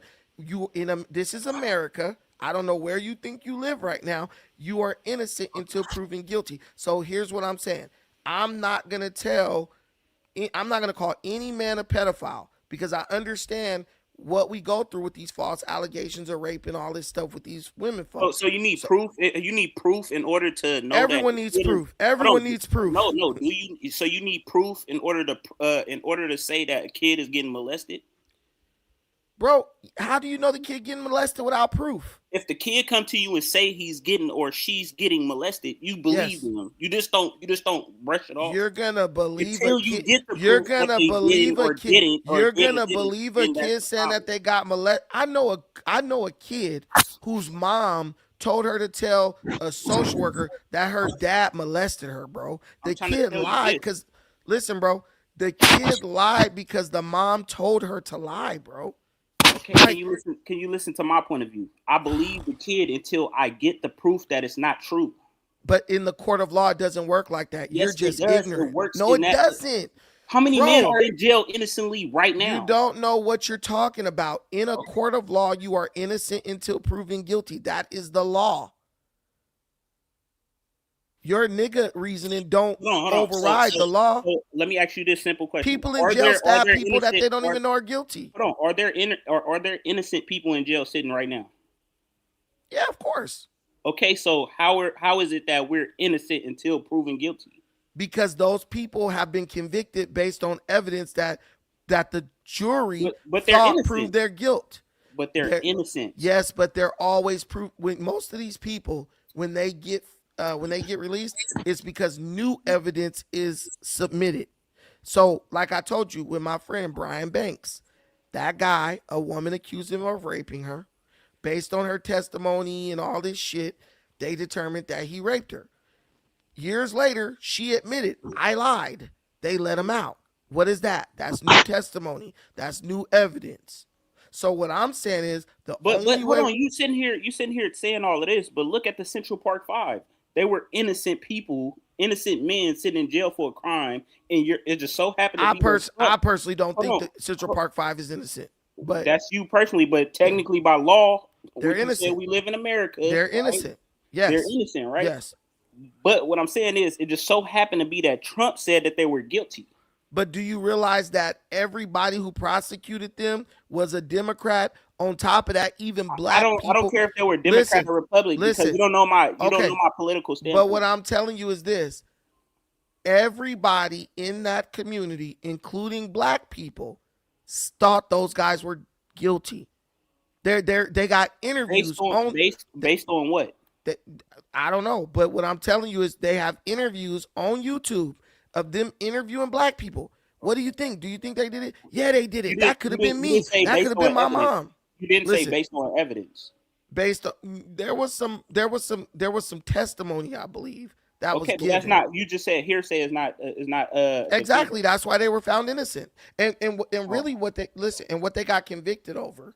And if you really want to know the details, they got convicted because they gave testimony saying that they did it. But then they concluded later that they were forced to give those testimonies. That was coercion. So that's really why they got convicted. Because I'm a nigga who's gonna be like, I ain't admitting nothing I didn't do. Some of their own parents told them to say that they did it. Remember, but mind you, they were children. They were children. Listen, but what I'm telling you is when you're saying how did they get convicted? They got convicted because they gave testimony saying they did it. And some of them blamed the other ones, saying the other ones did it. Then some of the other ones said the other ones did it. And then some of them was like, yeah, I did it. So that's how they got convicted, brother. I'm not saying that they're guilty. I'm saying that they got convicted because they gave testimonies where they admitted guilt, where they said they were guilty. But that's the point I'm making. When we talking about children, it's different. You believe them until what? That you have the proof that they didn't do or something didn't occur. Yes, we believe them. So when they said I did it, they believed them and convicted Okay, so why isn't that when kids come out and say I have been touched on or whatever the case may be, that you don't believe them first and then you wait till the burden of proof comes? What we do is when someone makes an accusation against someone else, we investigate, right? And an investigation usually. Hold on. Do you know who Jarvis Butts is? No, I don't know who Jarvis Butts is. Okay, Jarvis Butts is the guy that just died in prison when he did that to that 13-year-old girl. We all know the case. Okay, but his sister, right? His sister saw the girl before she died, right? But she said that she could have prevented it because she could have actually investigated more about who the girl was, but she chose not to. But you know what I mean? But listen, you just proved my point. She said if I would have investigated more, that is why when there's an accusation, your obligation is to invest. Bro, I work with kids, bro. I do this. This is what I do. The whole thing I'm telling you is there is a protocol to follow when a kid comes and says somebody molested them. And specifically in the field sometimes they're not going to say it though. You have to know. We have to understand the situations. You cannot speculate like that and throw someone in jail, bro. But that's the fact of the matter is that men do get thrown in jail for accusations. They're guilty until proven innocent. No. No, because if you're thrown in jail because of accusation, you could bail out Dude, and it's fight your men. innocence. Hold on, it's men every day that's go through a courtroom right now that are innocent men that goes through a process of being accused of a crime they did not commit, and they're already found guilty before they can get gain their innocence. Natedo said that's a lie. It was based on what the media was reporting. These were kids, and the police tactics made them do it. Trump was a dim at the time. Yes, we understand that the police, they said they forced him to make testimonies. But anyway, yeah, so what you're doing, this is a circular argument. Everyone in America is presumed innocent until proven guilty. Presumed. If someone makes an accusation, it is then investigated. Yeah, If you but hold on, you investigate, just said a key word, presumed. yeah, You're presumed. not just completely innocent. You're presumed until innocent, proven- though. But Yes, you're yes. presumed. That's That's a presumption. That's that not, means that you are that yes, presumed, a presumption. That's fine. But what I'm telling you is if there's an accusation, you investigate it to see if there's any truth to it. Bro, people get accused of shit every day, bro. Like, you can't just be like, he did it, so we gonna lock him up for 20 years. Like, that would be crazy. okay, but you don't know. Hold on. For the fact of the matter is, you don't know Trump personally, but you coming out here telling him that, oh, he's innocent because I never said Trump. You never heard. See, this is what I'm saying. I sat up here and listened to you the whole time. Listen, you sitting up here lying because we could run this tape back, and I ain't never said Trump was innocent, bro. No, you said when you say words like bro, did he do I've it? been doing this for years, bro. You can't tell. He didn't do it. 1 second you just said I was innocent, then you trying to say, well, you said this. That ain't me saying he was innocent. Dude, I don't know if Trump is when innocent. you say he did, when you say that you don't have proof that he did it, that's basically saying that's literally saying that he didn't do it. All right. No, you're a man and you're being intellectually dishonest, and I don't understand why. I never said Trump was innocent. I never said that. I said, how can you call Trump a pedophile when you don't have let me ask you proof? straight up. Let me ask you straight up. Is he We're innocent? done. Is he innocent? We're done. I don't know. I don't know if he's innocent or guilty. So why didn't you say? Why are you keep saying that you have no proof? Trump is presumed innocent under law until guilt is proven. You see what I'm saying? This is crazy.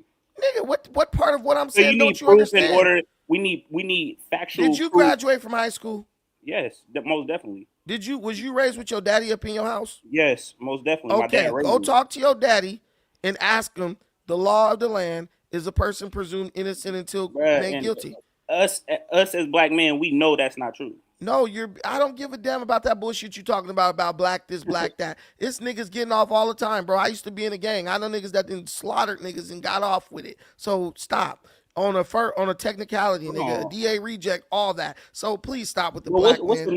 Let's talk about the percentages of blak men that are innocently on another show, my brother. On another show. I gotta go pick up my cousin from the airport. I'll talk to you later. These niggas are crazy. Hey, black people be like, if we had our own country, it'll be fucked up because of niggas like that. Trying to kill niggas and everything else over presumed guilt. It's scary. I dread a society with black Americans with no white people to slap some sense into us. Because, dude, did you hear this dude? Is he guilty or is he? I don't know, but by the law of the land, he's presumed innocent. Oh, you defending him? I don't know that nigga. I ain't about to lose no sleep over Trump, and I'm definitely not about to get out of bed early for the motherfucker. Yes, this is an hour arguing with crazy shit. But guys, please subscribe to the channel. We're trying to get over 22,000. We're 50 subscribers away. Let's get that motion going. Thank y'all. And please hit the like button. I need 100 likes. I need 100 likes on this one. Please hit that like button. I think that's you, Bucci Bear. It's me, Tariq. Anyway, thank y'all for watching this. I appreciate everything y'all do. Till the next time, peace.